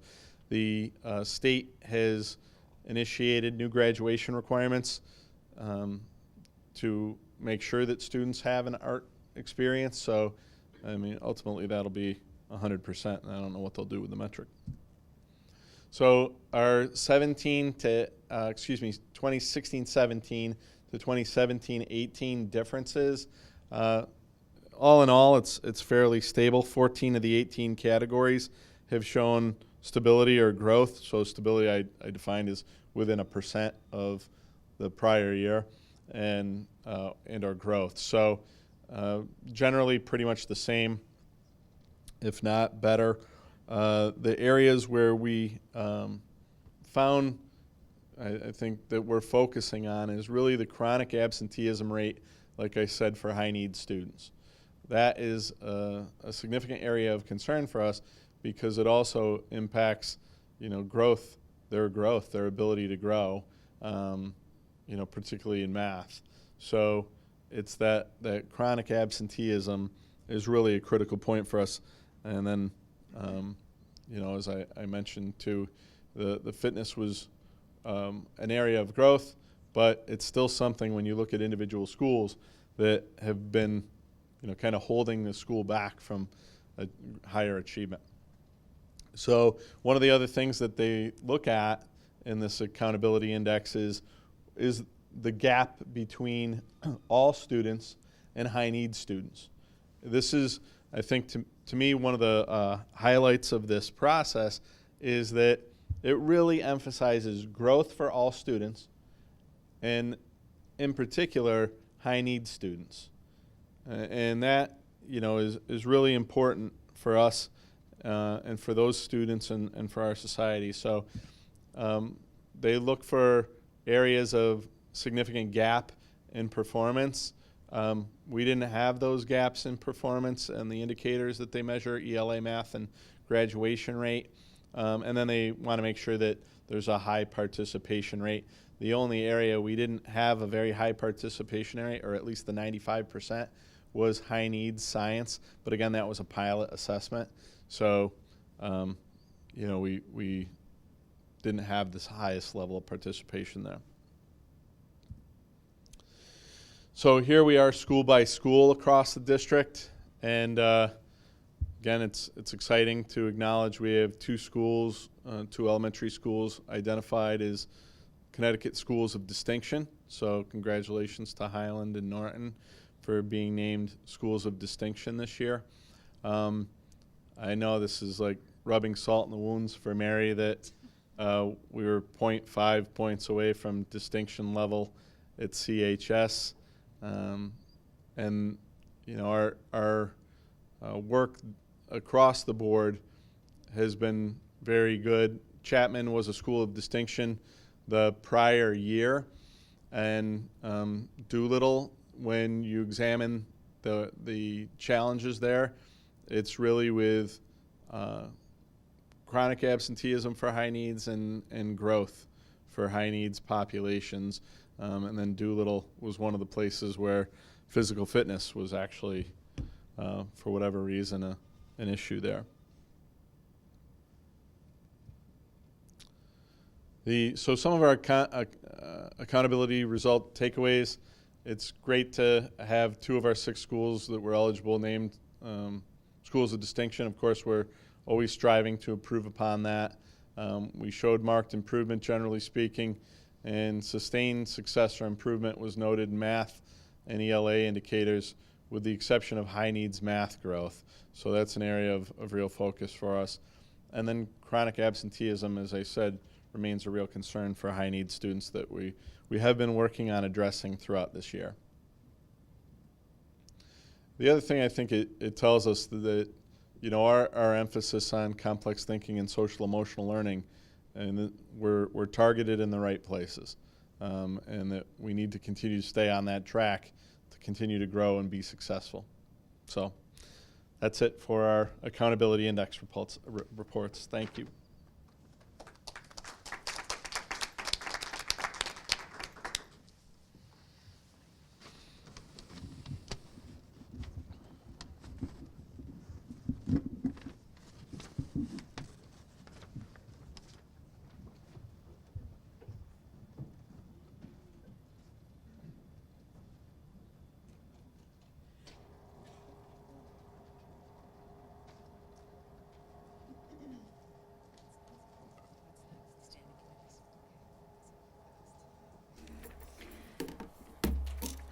Thank you, Superintendent Solon. Does anyone have any questions for Mr. Solon about the report or presentation?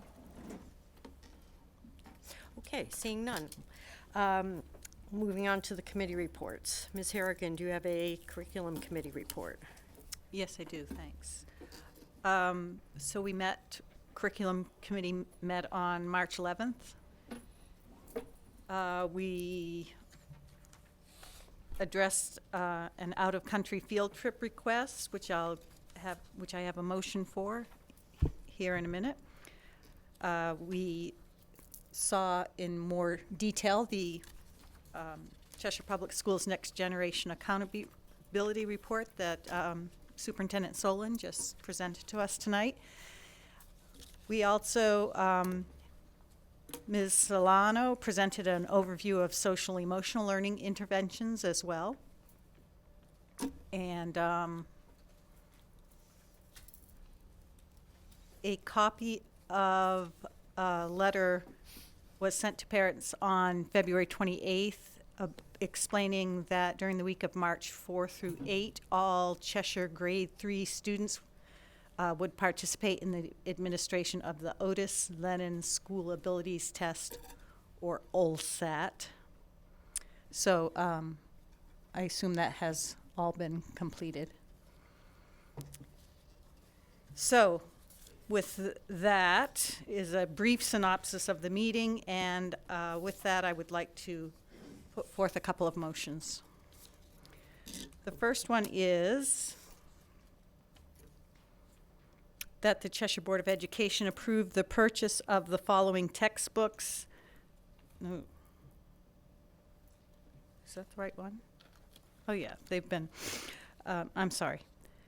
Modern Carpentry, 12th edition, Architecture, Residential Drafting and Design, 12th edition, and Principles of Marketing and Bring Science Alive. I thought we already did those. Yeah, you're looking at the wrong minutes. It says it's the... Yeah, I'm sorry. That's what the motions are. Yeah. The new textbooks are American Pageant, American Governance, Government. I'm sorry, I need to change the motion.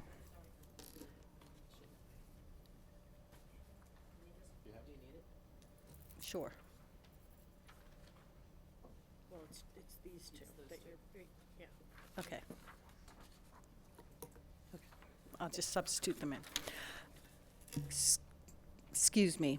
I'm going to change the motion. That the Cheshire Board of Education approve the purchase of the following textbooks: the American Pageant, 17th edition, and the American Government, Stories of a Nation. Both of these textbooks have been on public viewing period, and the curriculum committee recommends to the board for approval and purchase. Thank you, Ms. Harrigan. Is there a second? Ms. Sobel. Any discussion? But Mr. Grippo. I just wanted to know for these books, is the purchase along the same guidelines we've used before, where there's like at least one set of books for in classroom, or and then mostly digital, or? No.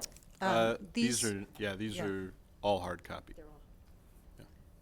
a decision was made for these are, the American Pageant is for an AP class, and the American Government is another. These are AP classes, and the decision was made to, by the committees that reviewed them, that they wanted these to be hard copy textbooks. Any other questions? Ms. Hellreich? Just out of curiosity, were there any comments or anything at either place where they were on review at central office or the library? Did anybody? No. Did anybody actually review them? I was just curious. No, I don't recall the number of people. I don't believe anybody did, but I know there weren't comments. Thank you. Any other questions? No? Okay, so the motion before us is that the Cheshire Board of Education approve the purchase of the following textbooks: American Pageant 17th edition and American Government Stories of a Nation. All those in favor? It's unanimous. Thank you. The motion passes. And do you have another motion, Ms. Harrigan? I do have another motion, because we heard from Cheshire High School teachers, Ms. DeMeo and Ms. Chorney. They came to our curriculum committee meeting and requested permission to take students to England in April 2020 during the spring break period. And there's, enclosed in the materials is some specific information for those. And so my motion is that the Board of Education approve the participation of Cheshire High School students in the educational field trip to England from April 6, 2020 to April 17th, 2020, with the understanding that there is no cost to the Cheshire Board of Education. Thank you, Ms. Harrigan. Is there a second? Ms. Sobel? Any discussion, any questions about the trip? Looks like a good trip. Okay. So the motion before us is that the Cheshire Board of Education approve the participation of Cheshire High School students in the educational field trip to England from April 6, 2020 to April 17, 2020, with the understanding that there is no cost to the Cheshire Board of Education. All those in favor? It's unanimous. Thank you. Okay, time for Ms. Are you all done, Ms. Harrigan? I am. That concludes my report. Thank you. Can I just add one thing to the curriculum report? Oh, sure. I know we all received this on March 12th, but there were a couple presentations given. One was on the social emotional learning tiers that I thought was very informative, very detailed. I think we all got that, and there's also one on the math, if I'm not mistaken. We sent out two that night. Or was it, this was the more detailed next generation? This one. I don't know if it's possible, if it's not already out there, would you feel comfortable putting that SEL presentation online? I think there's a lot of good stuff in there that Yeah, absolutely. parents should look into. Yep, Thank you. absolutely. Thank you. Ms. Sobel, do you have a Finance Committee report? I do, Madam Chair. I will start with a finance update. We are now 2 months past the midpoint of the 2018-19 fiscal year and are projecting to end the year in balance. As has been reported previously, we are managing through negative variances in our special education and maintenance accounts by reducing expenditures primarily in our non-payroll accounts. Also, as has been reported, we took precautionary measures early in the year in order to ensure our ability to balance the budget for the year, including implementing a budget over time and hiring freeze that was instituted by Superintendent Solon on December 13th, 2018. This is in addition to extending the previously reported district-wide limitation in place for all schools and departments not to expend more than 60% of their budget allocated for non-payroll accounts. We will continue to carefully monitor and adjust the planned expenditures any planned expenditures as needed to ensure that we meet our annual operating budget. Thank you, Ms. Sobel. Are there any comments, questions? Mr. Perugini? I thought this was an interesting one. It's the same, it's not like a broken record sometimes. I always go back to the outplacement, but I think it's worth noting too that we are a negative variance in structural programs up to $315,000 as of February, end of February. We have unforeseen overages in special education accounts for tuition outplace totaling $505,000, and pupil services totaling another $125,000. So we're just under $1 million in overages in those three accounts. And this seems mostly due to tuition outplacement. Seems like we've had an influx of students that move into our district, IEPs, that required out-of-district placements, which we know are a lot more costly since we can't source them in the school district, since they are high specialized needs. So, not to skip over anything you said, but it's not just a freeze. There is that situation that hits us every year. Yes, and in the interest of moving this meeting along, it is very similar to what we have been saying every month. It's So important. it It's $1 million. It is important. It is important, and it's one of the reasons why we have to keep an eye on all the federal, and why it's so hard for us to have our finances at the beginning, our finance and budget meetings at the beginning of the year, when you can't account for outplacement tuition and things like that. True. Not to belabor discussion on this, but regarding special tuition reimbursement, this new influx that will be taken into account with the state when we ask for reimbursement. Yes, so Not the, that we're going to get it all, but well, there's the excess cost grant. right. Right, so when we have a student whose total cost of outplacement exceeds, round numbers, $72,000, because it's 4.5 times the average per pupil expense, we do get a reimbursement for that from the state. It's supposed to be 100% of the excess over the 72,000. The state generally funds only about 70% of their obligation to do so. So if there's any good news in being this far over budget for outplacements, is that the revenue that was budgeted for excess cost will be higher. And again, that revenue is We budgeted on the hope. town We hope. side. Yeah, right. We hope it will be Right, we higher. hope, and we did, I've looked at the individual student costs, and obviously we can't disclose the details, but there's not one gigantic outplacement that we are gonna get a large reimbursement. The outplacements are just over the 72,000 threshold. There's just a lot more this year. This is the highest amount we've exceeded our outplacement budget in the last, I believe, 4 years. So, and it does ebb and flow. So it's a tough year. Thank you. That was it. Anything else? No, I'm good for now. Okay, good. You let me know. I will. I know. Mr. Massiano, would you like to go on with the medical benefits report, please? Sure. Thank you. So the board members do have in their package the report as of February 28th. The claims for the month of February, although they were up from January at 597,000, they are below the trend we've been running. And again, as the board members know, I know I'm a broken record, but I just like to repeat that January begins the new HSA plan year. So over the first 2 to 3 months of the new fiscal year, employees are meeting their deductible, so they're paying the first expenses towards their medical claims. So I do expect as we go through, March through June, the monthly claims will start to climb. But, we'll take a good month. So you could see that the claims were 597,000, but the net change for the month to the medical trust fund balance was a plus $198,000. So as of the month end February, the medical benefits trust fund balance is $3,829,000. That gives us about 5.28 months worth of claims reserves.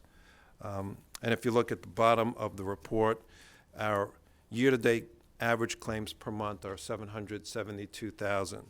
So for this year-to-date, our net change to the trust fund is down $221,430, which is better than we expected it to be. So even though it's down, by this point in time, we would have expected it to be down a little further. So let's hope it holds. Again, we have a healthy trust fund balance. I expect that we'll end the year at this point with a relatively healthy trust fund balance.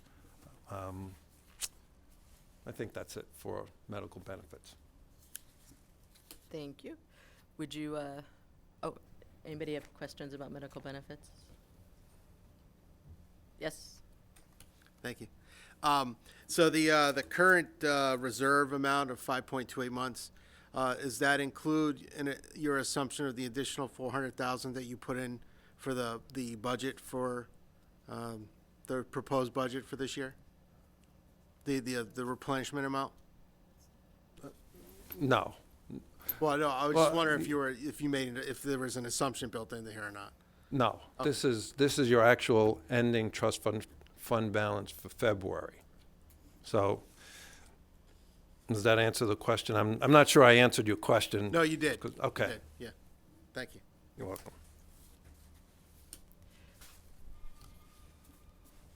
The comprehensive audit report? Sure. So I did want to update the board members. You don't have anything in your package on this, so I'll explain what it is. Every year, the town has an audit, as you know. Our auditor is RSM. There was a town council audit committee meeting held on a couple of weeks ago. Scott Bassett, who was the partner from RSM, came and presented, and there's two items that are audited every year, on both the town and the Board of Ed side. One is the report on the financial statements and the transactions that led to the financial statements. And then there's a report on compliance on major federal program grants that we received, of which the school district certainly receives a portion of grants. So the results of both audits for the 2017-18 fiscal year is they are clean audits. There are no exceptions. So that's a good place to be, and that's where we've been, for many, many years. I always like to point out that one of the things that the auditors do report on, if they find internal control deficiencies, is they would let us know that and they would report it.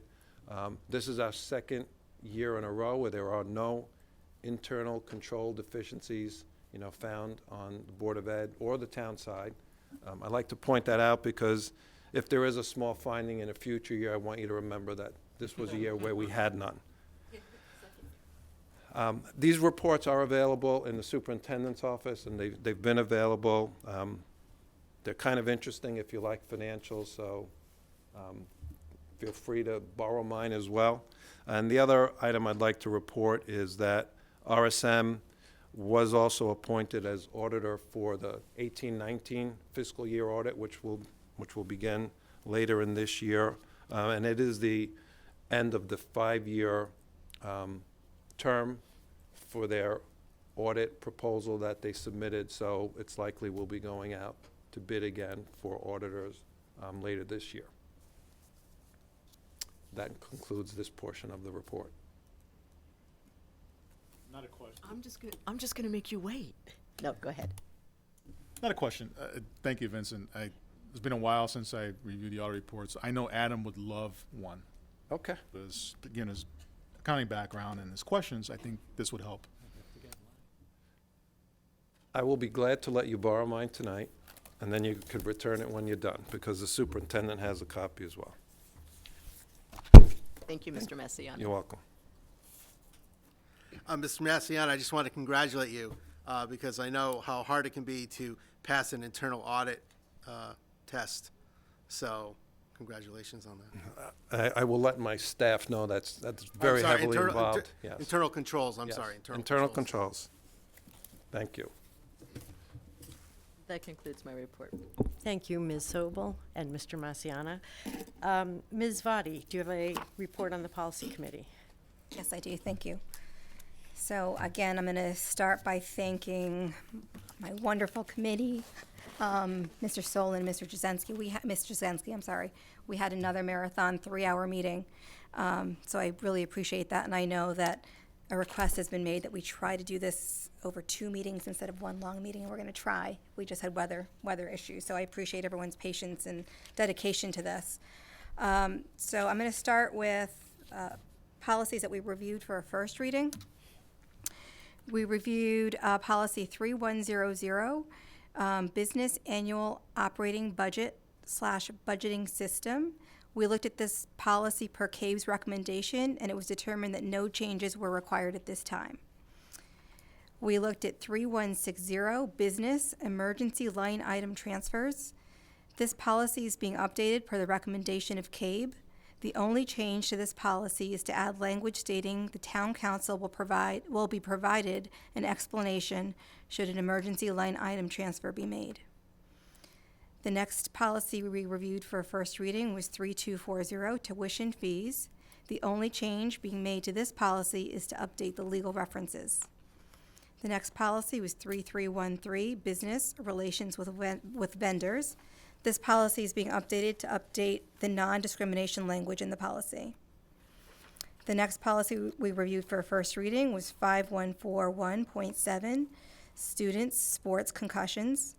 Superintendent Solon explained that this new policy is being introduced as it is required by law. He explained to the committee that although we did not have a written board policy, we are already practicing all requirements that is required by law. We also did review policy 5131.911 and policy 3516. Those were policy on the school safety committees and the policy regarding the school safe climate committees. We just wanted to look at those and see whether those policies seem to correlate and are consistent with one another, and to see and find out whether we needed to make any updates to those. And we decided at that point that there was no updates needed. So those are not being brought forward for first reading because no changes were being made. We also did look at a new policy for the evaluation of coaches. Because we're still drafting the language of that policy, we did not bring that forward for a first reading. But we are still working on that and hope to bring that forward next time. Now go through the policies that we're bringing forward for second reading, unless there's questions about the first readings. Okay, I'll go on. So for policies we reviewed for a second reading were 1100, community relations, communications with the public. This policy is being updated to reflect current legal references. No changes. I'm just gonna go through the policies for a second reading. We didn't make any real substantive changes. If any changes were made to these, they were just minor grammatical. What we're doing now in policy is when there is just an update for legal references, we're actually reading the entire policy. In years past, we would just update the legal references, and we're really taking our time with each policy to read the language and make sure it just makes sense still. So if we may have made grammatical changes here and there, but really nothing of substance. So I'm just going to read through the policies that we are bringing forward for a second reading, with that qualification that there's really no substantive changes since the first reading. So 1100, community relations, communications with the public. Next one was 1112, community relations, news media relationships. 1120, community relations, Board of Education meetings. And I'll just state with this policy, we asked the superintendent just to research if the word citizen refers to Cheshire residents only, so he's going to be coming back to us on that. The next policy was 1340, community relations, access to school procedures and materials. Again, just legal references and no further changes. 2111, administration, equal opportunity. Again, just an update with state law. 2400, administration, evaluation of administrators and administration. Just being updated per CABE's recommendation and no changes being made since the first policy reading. 6142.101, instruction student wellness, just minor language changes. 6146.1, instruction grading systems. And per state statute and our committee's request, this updated policy added language regarding weighted grading. And we made minor language changes. That's it for the second readings. Oh, yeah, go ahead. This is more for point of order or whatever. If somebody wanted to see the real changes that were made, is that they can look at that on the website, right? Correct. So is that, I'm just going to ask, is that correct? So we track them, right, with the highlights? Yeah, on, yes. on we the did- website? We did track changes. Carol, the track changes on the policies available on the website as well? Right, so they're like highlighted and redacted, like crossed out if we cross them Right, out. so yeah. just if anybody wanted to go on and read the whole thing, Absolutely, yeah, they so could you do can that. see what's been crossed out, and the highlights, I think, is what's been added. Great, thank If I you. can add, for what it's worth, I like the fact that the policies that you listed here are linkable to the actual policies online, so you can click through and see the changes. Yep. Okay, finally, so I will now go through the policies that we are bringing forward to the board for approval tonight. These are policies for third reading. And again, no changes have been made to these policies since the second reading. But, so 4111, personnel, recruitment, and selection. Given that there's been no changes since the second reading, I'll just read them unless someone would like me to go through what the changes were again. Okay. 4118.112/4218.112 personnel sexual harassment. Next policy is 5113 attendance, excused absences, and truancy. The next policy is 5145.511 students exploitation, sexual harassment. 5114 student suspension and expulsion due process. 5131 students conduct. 5144 students discipline. 5141.21 students administrating medication. 5141.4 students reporting of child abuse, neglect, and sexual assault. 5145.511 students exploitation, sexual harassment. So with that, I move. So sorry. Thank you.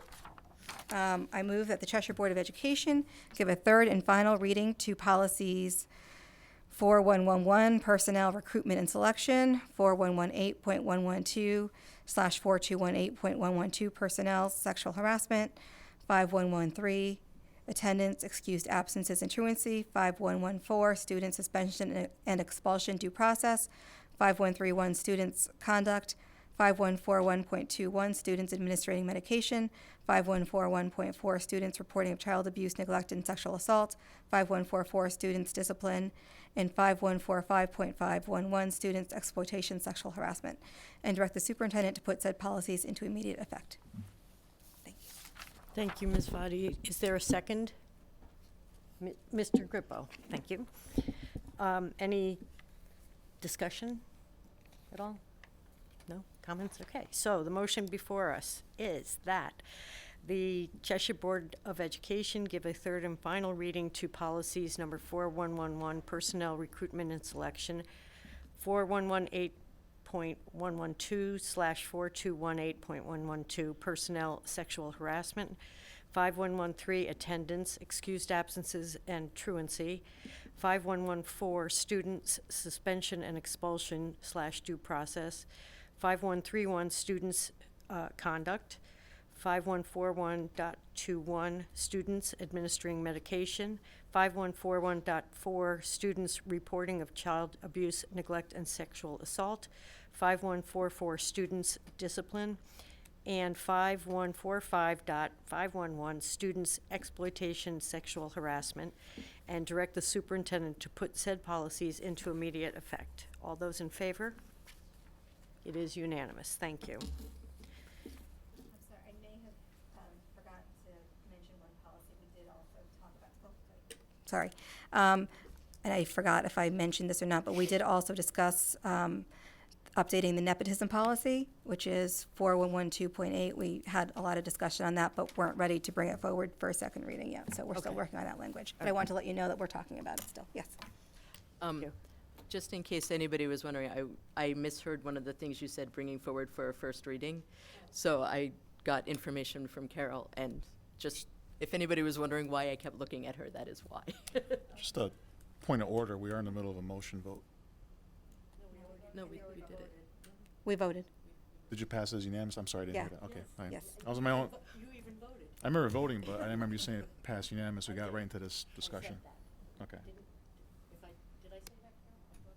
Yes. All right, thank you. Sorry.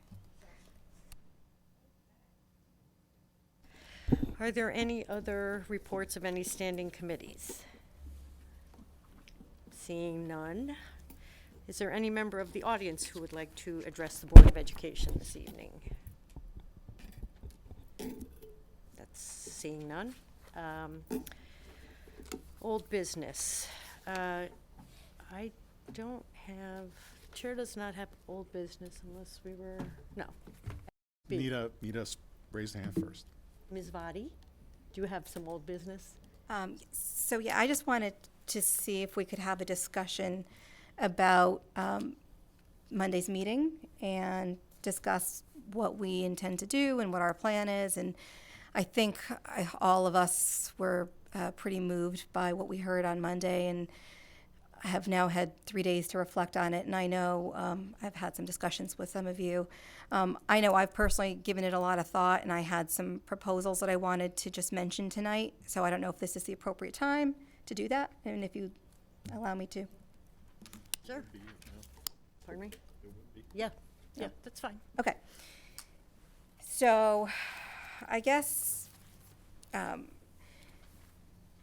things that really struck me, I think, that we as a board probably need to look at, or the main concerns that I heard were really about accountability, responsiveness, and transparency.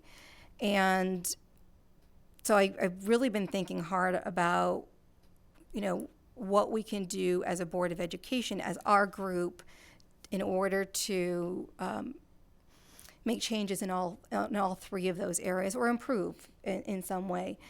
So the first thing that I was thinking is, we used to have a written superintendent's report that came to us, I think, on a monthly basis. And I was thinking that perhaps as a Board of Education, it might be helpful if we tried to reinstitute that practice, where we have a monthly superintendent's report and we pretty much outline or ask for certain information that we think is important for us to have, such as the school climate committees. How often are they meeting? What were the reports of those committees that have come back within that month? School safety committees, which schools met during that previous month, and what were the reports of those committees? Anything else that we feel that we need to get a monthly update on, just so we as a board are more informed, better informed, and perhaps that will also, I feel like, not to say, it will be a level of accountability from the top down. So if we ask for certain information on a monthly basis, perhaps then the administration will also need to get information from principals on a monthly basis, and the principals may need to get information from their employees on a monthly basis. It's just a thought, but in my mind, I thought there was just room there for us as a board to be more informed and perhaps direct or request information that we think is important to have aggregated on a monthly basis, have it reported to us, and whatever is not confidential can also be perhaps put on the website, so the community can also know that these are the things that have happened within the month. So I say that because I really took a look at the school safety, the school climate committee, and we do have, the policy is really in depth. And, that's one of the reasons I had asked that we look at it at the policy meeting last time too. And I took a long time reading it yesterday. And it really lays out exactly what is supposed to happen. And each school does have a school safe climate committee that's already in place. And each principal is the, what is the word? I'm sorry? The chair. I think there's a specialist. I think it's called a safe climate specialist. So they're the specialist of that Safe School Climate Committee. Now, what I heard on Monday is that people don't know that these committees exist. So perhaps, and this ties in well basically to this presentation we heard, is one of the things I thought of doing is perhaps each school on their website should list the Safe School Climate Committee, these are the members of the committee, these are the dates that the committee meets. This is how you get a hold of the committee if you need it. Perhaps also have on each school website the bullying incident report that was raised by Ms. Amon, saying that, I mean, it's out there, but I don't think are communicating it well. And perhaps if each school had 6 or 7 things on their website that was easy to find, I think at least that transparency and the communication with the members of our district would be better. And at that point, if parents know if they have an issue with bullying or whatever it happens to be, if they can go on their school's website, if it's Darcy, Doolittle, and immediately see that here is when there is a committee, these are the members of the committee, and this is how I get in touch with them. Perhaps it would just, lend to better communication. It would resolve, hopefully, some issues if parents are having them. And if those committees were then required to report back to the superintendent's office as to what happened during those meetings, and the superintendent then reported to us as to what happened, we would have just a better line of communication and understand what is happening. So I think we have things in place. I just think that there's a lack of communication somewhere along the way, and I think the information is just not being put out there in a way that's easy for parents to access. And I think those are things that we can fix. So those are really for my ideas with respect to accountability and transparency. And then lastly, responsiveness. And I know that we are a Board of Education and we just make policy. So I don't know how to do this, and I don't know if this already exists in practice, but something to the effect where, if there is a practice, and Mr. Solon can let us know if there is, if a parent does speak to a principal of a school, is there a time by which that principal is recommended to respond in some way? It doesn't matter, the issue may not be resolved, but just to get back to the person to say, I've heard your issue, it's being worked on, and here's my response. And if that response doesn't come, then perhaps that parent is told, well, then you can go to the next level, because we have these levels of perhaps then you go to the superintendent's office and say, I raised this concern, I haven't heard back, and then the superintendent's office also has, a time within a practical time limit within which to get back to that person. And if it's still not resolved, then maybe it goes to the board. These are just ideas, but I was trying to think of ways that we as a board could actually practically find solutions to those 3 issues that I thought pretty loud and clear. So I know I've said a lot of things, and hopefully I've been clear enough in what I'm trying to get across. If anyone has any questions about what my ideas are, I don't know if it's the appropriate way in a Board of Education to do that, but I don't know, I was hoping that at least we could start the discussion. Yeah, I'd love to chime in on that. The piece about the Safe School Climate Committee, I mean, that was kind of a great minds think alike in the sense that our administrative team met today. We covered a lot of ground. I mean, it was a very interesting meeting, starting with our peer health educators from Cheshire High School. We had been in the process of they're cultivating a program that they can present to our elementary and perhaps middle school students on mean-spirited behavior, how to respond, how to report, when, different interventions. And so they presented today. It was really impressive. They did a tremendous job emphasizing that peer-to-peer communication. But we ultimately went on to talk about the Safe School committees and communication around not only that, but other elements such as, what is FERPA and why is it relevant? What is the Family Educational Rights and Privacy Act that prohibits schools from releasing personal information?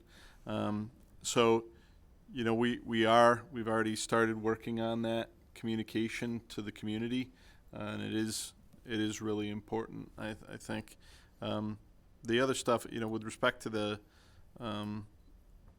the monthly report, I mean, that's obviously not a problem for me. I'm happy to do it.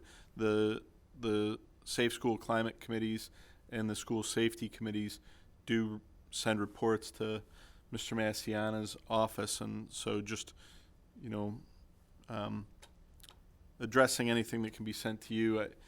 There shouldn't really be personally identifiable information in there anyway.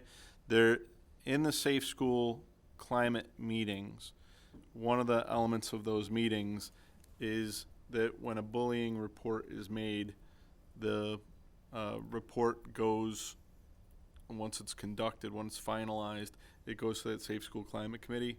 The Safe School Climate Committee consists of teachers, others from the school, administrators, sometimes police. Each building can be a little bit different, and also includes, when appropriate, students and parents as well. And the students and parents can't engage in the review process statutorily. So, anything that was reported out would definitely be inclusive of the meeting, but just not that piece of it.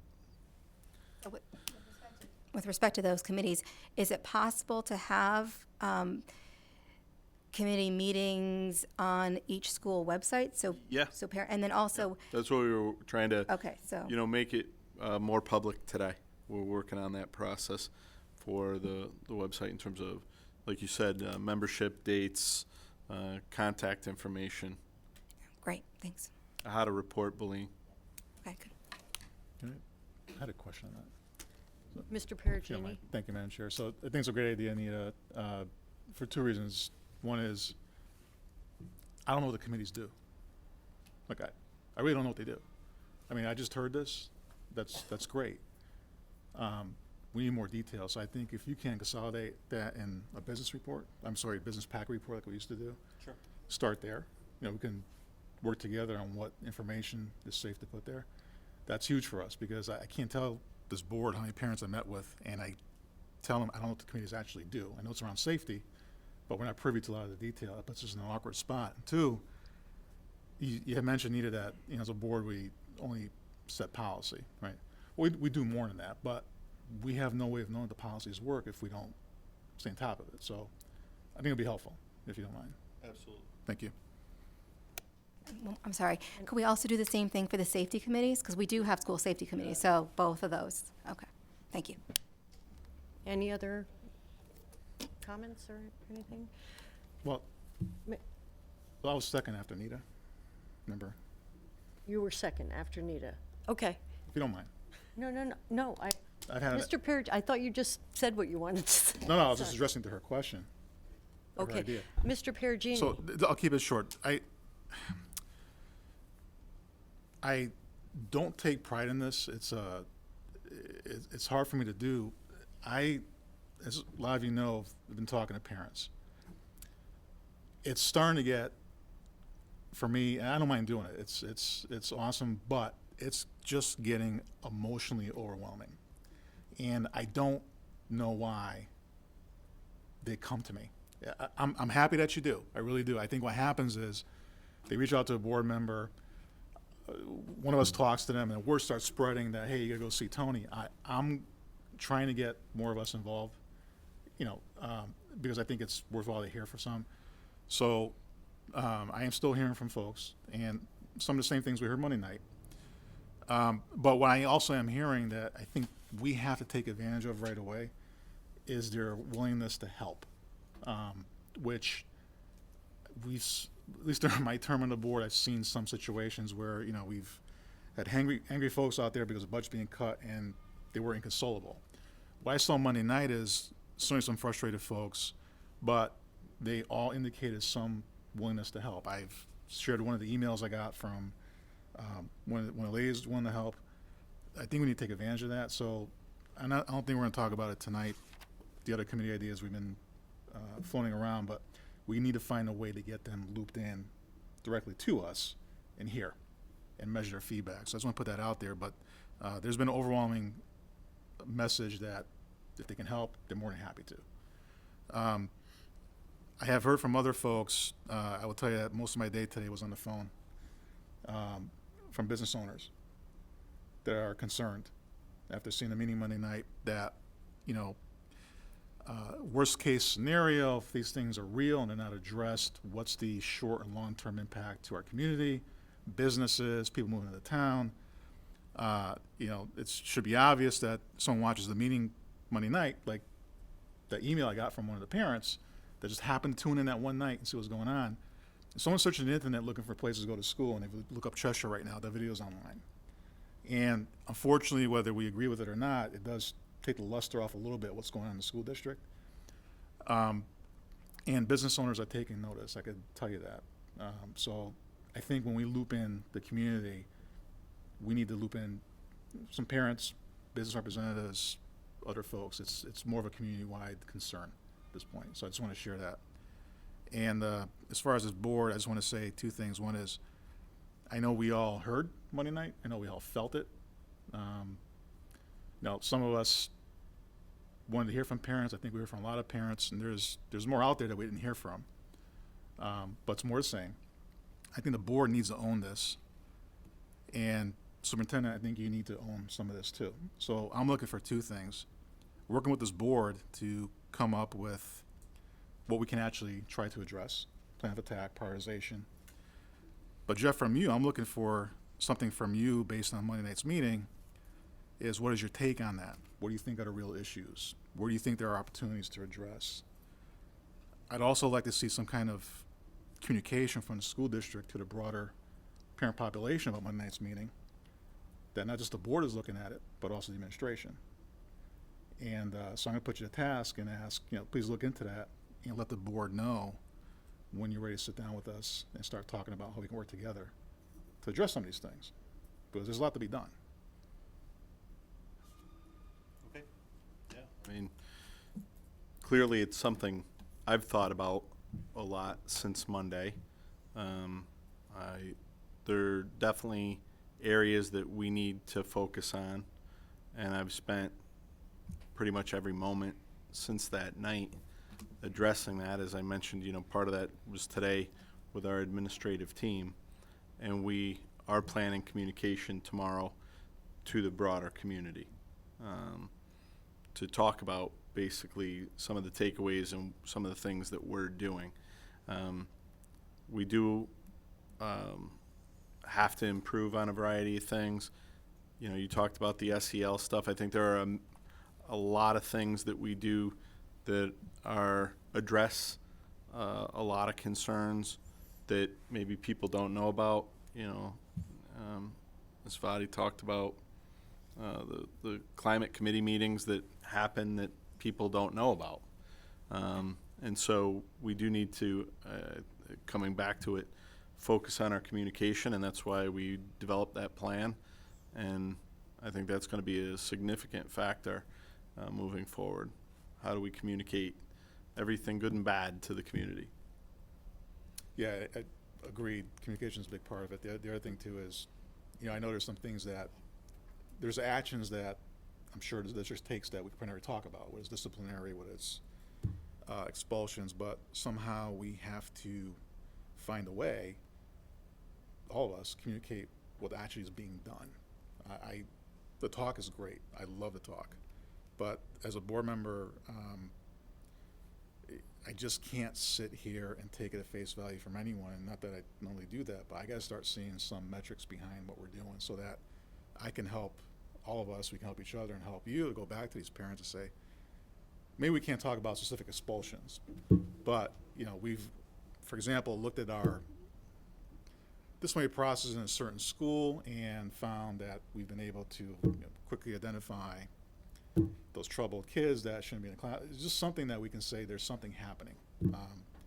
So I need to see that. I think we all need to, but we got to work together to figure out what that is and how to measure that. I think that's going to be key. What I've heard the whole week is talk is cheap. I get that. There's nothing I can tell parents right now that's going to console them. They're telling me, Tony, I want to see a plan. I want to see what you guys are going to do.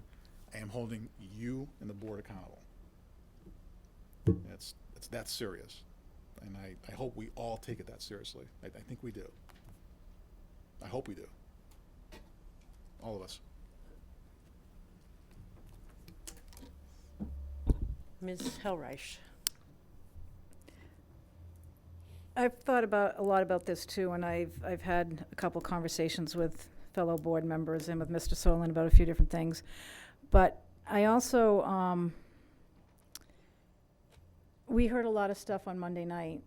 After we broke up, you know, after the meeting was adjourned and we could talk to people one-on-one, I just have to say that I was speaking to a parent, and she wanted me to let the rest of the board know that there are people out there who have not had issues like this, that we were talking about on Monday night, who see the school system in a different way.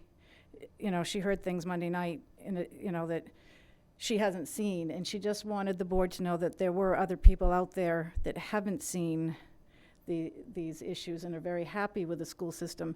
And I don't want that statement to diminish anything that anybody came and said to us Monday night, because I know how difficult it is to talk about your child when your child is hurting.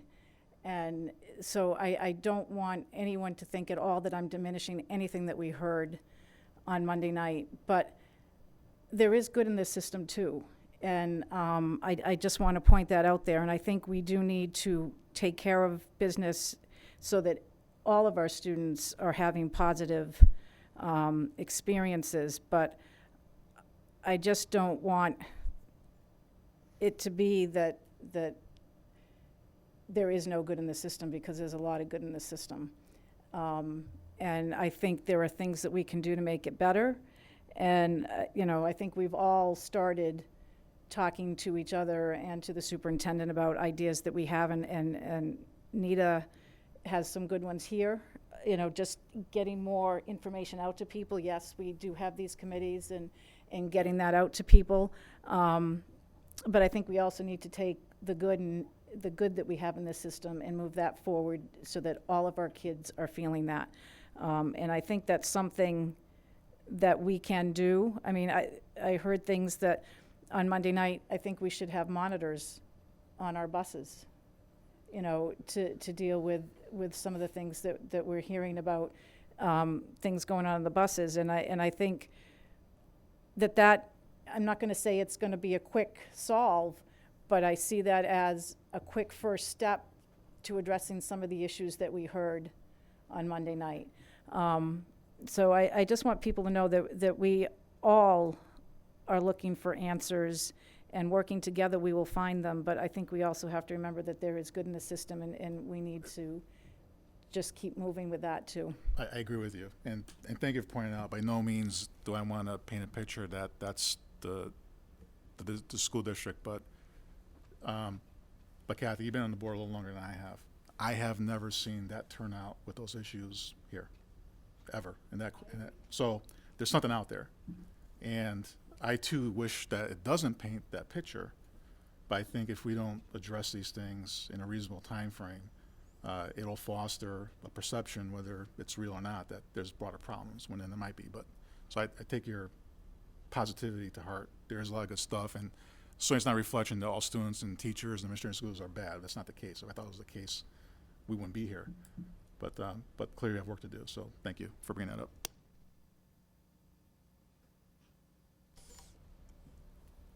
Okay, Mr. Grippo. If I could just add, I think when we saw the communication survey, I think the one thing that sort of comes out to me in reference to Monday night is that Cheshire demands excellence. And right now, maybe we're not at that level. To use a grade point average, maybe we're at like a 3.3 right now. And as we all know, at least me recently going through school, Jeff, I know you're still in school, to the amount of effort it takes to go from a 3.3 to a 3.5 or to a 4.0 is exponential sometimes. So I think that's kind of where we are right now, where we're pretty good, but there's a long way to go, it sounds like, that we thought maybe we were at a 3.5, but it turns out that maybe we're not, and that the level of effort and communication and accountability all needs to be better. And, you know, maybe there's a part of where the board hasn't demanded more. And so I think now we're going to demand more. And that, and it certainly sounds like from what happened on Monday that the town will demand more as well. So I hope that, you know, a lot of us have all had, you know, frank discussions. And that I hope that we can all come together to find solutions that will benefit our community so that, that we can achieve that level of excellence that we're all looking for. I just wanted to respond to Kathy for a sec. So I agree with you that our school system is good, but I don't think any child should have to go through what we heard on Monday. So even if one child is being bullied or one child is having a bad experience, that's on us, and we have to fix it. It shouldn't happen to anybody in this district. It shouldn't happen to anyone anywhere, but I feel like that's our responsibility. So what I heard, and I trying to figure out in my mind, like, what is it that happened and what went wrong in these situations? And I'm thinking, it sounded to me like a lot of it was responsiveness, that perhaps people complained or addressed concerns, and those concerns, people spoke up with concerns, and those concerns weren't addressed, I think, is what I heard as a common theme. And I think that's something that we really need to think about, is how did that happen, and how did these students fall through the cracks? How did this even happen to, even if it's, you know, a minority number of students in this district, how did it happen? It should not happen at all. And I think that that's our obligation to fix. So I think it's responsiveness, and I would like to know what other people think about that. I mean, is that what you heard? And how do we solve that issue? I came up with some proposal right now. I mean, I don't know if that works, but something to the effect of holding each person that hears a report or a concern accountable for doing something with that and responding to the parent, and then if they can't fix it, or reporting it to the higher, whoever needs to know about it. I think we need to make sure those practices are in place, and they're being followed, and I guess that's where I'm at. Ms. Sobel? Yes. Sorry?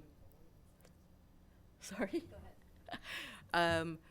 I actually don't think that I'm prepared to speak about Monday night in a public forum, because while I've given it a great deal of thought, there were just so many things in so many different areas that I hesitate to say what we should do, how we're going to do it, you know, and lay out ground rules and steps. And I agree with what everybody is saying. There certainly should be, you know, more accountability, greater transparency, quicker responsiveness, things like that. But I also think it's going to take some time to really think about what we can do and what we hope to happen, as opposed to let's do this now. And the other area that I truly hesitate to talk about is, you had said that, you know, you're just getting inundated with phone calls and hearing from people, and I've heard from a number of people as well. But my experience in the past couple of days has sort of been the opposite. I've heard from people who said they wanted to speak. They came to this meeting to speak, but they didn't feel comfortable because they personally were not having issues. This isn't to take away, as Kathy said, it's not to take away from what any person said, but it's just to say that there has been a climate in this town, and there's been an online climate that really makes it difficult for some people to come forward if they don't share the same experiences. And I don't want anyone to share those experiences, but this audience that was here on Monday night was not 100% people who were angry. It was not 100%, you know, more of the same. There were a lot of people who were here because they were interested and they wanted to know about the school climate and their involved parents. There were a lot of angry people, and I'm glad that they came forward, and I'm glad we heard from everybody. And well, I'm not glad we heard from everybody, but I'm glad that people were able to share their experiences, because that's the only way that we as a community can grow. And you said in talking about businesses that, you know, now the schools are a concern for the businesses. The schools should always be a concern for the businesses. We are a community that is made up of town and schools and businesses and everybody. And I think in the past few years, there's been, you know, a disconnect of what's good for the schools might not be good for the town, or what's good for the town might not be good for the schools. And we really need to work together. The board, the parents, the administration, the town council, planning and zoning, everybody. And my hope is after Monday night that when businesses notice that there are issues, when the town is involved, when parents are involved, that we can come together and actually work for what's really good for the schools and the town. That being said, I'm not really prepared to talk about next steps tonight. Yes.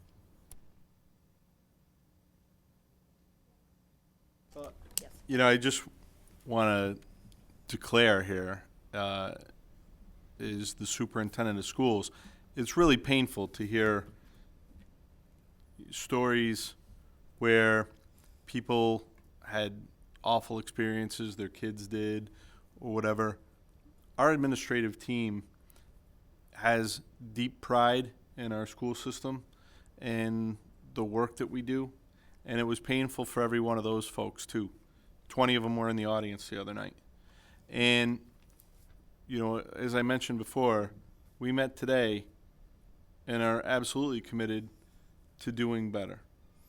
And I have incredible faith in our team, and like I said, they are committed and talented and have given many, many years to this community. And so, you know, I also look forward to communicating our plan and the work that we'll be doing, and I'm confident we'll get that work done. Thank you, Mr. Solon. Ms. Harrigan. I would just add very briefly that, like Ms. Sobel, I'm not prepared to discuss in a public forum tonight, because I'm still processing the many things that I heard.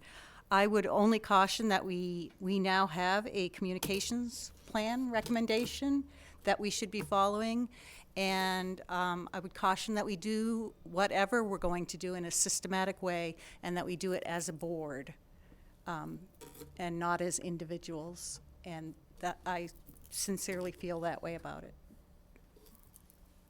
Can I add Thanks, Ms. Harrigan. just one final thing? The communication plan is not going to solve this problem. It's going to help, don't get me wrong. It's a good foundation. But as far as individual board members, you know, I've been complaining about this for months. May not to all of you here, but this is not new to me. I've raised this to a few people on this board administration. I told you folks this was coming. There's going to be more. I hate to say it, it pains me. It does. This is not the end of it. So as a board, we have to come together. I'm not relying on Jeff to fix this by himself. That's on us. We have to help him and direct him. So I'm with a lot of you folks tonight. There's a lot to digest. I'm still going through it. I will prepare notes. I'll send it to you guys. But yes, it's good in the school system. But I'll say it again. In 10 years I've been on this board, I've never seen that. Ever. So I think that's a big problem. Can we solve it? I think we can solve it if we want to, if we challenge ourselves. I am not going to hide behind policy on this stuff. I'm not going to look for excuses not to get involved. I'm not going to cite policy as to why I can't look for details. I'm not doing that anymore. I think we only have to start doing that. we can't take things at face value. We have to ensure that these things are working. And it helps the entire administration. So I'm prepared to dig in. I'm prepared to work together with anyone who wants to work together. But I'm not going to look for excuses. So leave it out there. Thank you. Can I just say one final thing? Sorry. Because I have a question. Ms. Vadi? 'Cause I mean, there was so much that was raised, and, you know, we don't meet that often, so I'd like to just ask. So one of the questions that came up, I thought was a good point, is resources. Is it, you know, and I heard what you said, and I know the administration works hard. But is it a question of not having enough resources? Is it do we need more help? Is it, you know, like we added a psychologist. I'm going to advocate for a, you know, dedicated security officer, safety officer. Do we need, you know, whatever it happens to be, if you think that extra resources are going to help, then we need to know that, because let's make it happen. And I heard that was, you know, a possibility that maybe we don't even have enough psychologists as recommended. So if we need to add more, then let's do it. But, you know, those are things, and I'm not looking for, I don't really want to wait, because I feel like we are at a crisis. People came out, and I think they deserve to have us act. And we don't have to automatically make brand new policy, but there's things that we can put into practice pretty easily. And I think that we should start doing that now, and I don't think we should wait on that. So I would like to know about, you know, resources, responsiveness. I mean, is that a problem with responsiveness, is we don't have enough manpower? So those are things I think we can look at, and I would love a recommendation from, you know, Mr. Solon. If you think that would help, then let's do it, because that should be our priority, is the school safety and student safety and mental health. So, and then the last thing was I just want to mention, we do have a dedicated climate specialist. So is that Mr. Willonis, or is that Mr. I thought it was so it's the district safe school climate coordinator. No, there's a coordinator that's Right. supposed to get all the information from each school. And my understanding, it was the assistant superintendent. So is that Mr. Willonis right now? So does he get all the information, or is it Mr. Massiana, or how does that work? Generally, Mr. Massiana is receiving all the safety reports. Sometimes yes, first of all, Mr. Willonis is the safe school climate specialist for the district. Given his interim position and Ms. Hussey's expertise, I know she's working with him in that regard, as well as Ms. Solano. Is really kind of a team effort at the moment. And we do receive those reports through Don's office. The safe school climate stuff, the safety stuff goes to Mr. Massiana, and that's part of, I think, the communication that we need to improve upon. In terms of resources, you know, when we identified social emotional learning as a goal, and, you know, 2 years ago we met and identified the fact that we had some of the highest ratios, second to last actually, in the DIRG in terms of students per mental health provider. And we made that goal. We added 2 positions. The funding wasn't there to add those positions right away. We had to defer them till mid-year. Added those last year. I think that you heard Ms. Hussey's presentation, and I appreciate the advocacy on the part of the board and how seriously you are trying to move in that direction by adding additional school psychologists. I know that 2 was in our budget proposal. There was, through our budget process, seemingly strong support for a 3rd. And I think part of our process right now is evaluating those resources. We have talked about school safety. We spend a lot of time on school safety as a school system with, like we've talked about before, left of bang things to right of bang, evaluating threats, to how to respond, like Alice, for example.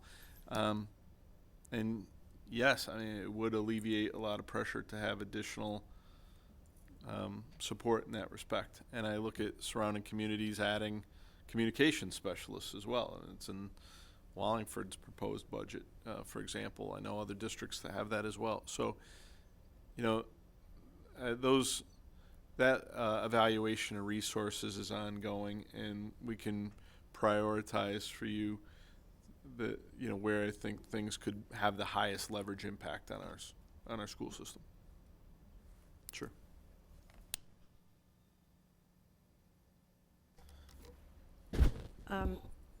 Okay, so, you know, I will just very briefly say that, you know, I think, Ms. Vada, you identified those things that I heard, those themes that really came through to me during the meeting on Monday. And I do think that as a group, we can come up with effective solutions to address, you know, these areas where we certainly have to improve. I mean, there's no question. So, you know, the monthly report from the superintendent seems like a, you know, pretty, something that could be implemented fairly quickly. And I think we just need to keep talking to each other and figure out how, you know, what are the best next steps that we can implement as quickly as possible.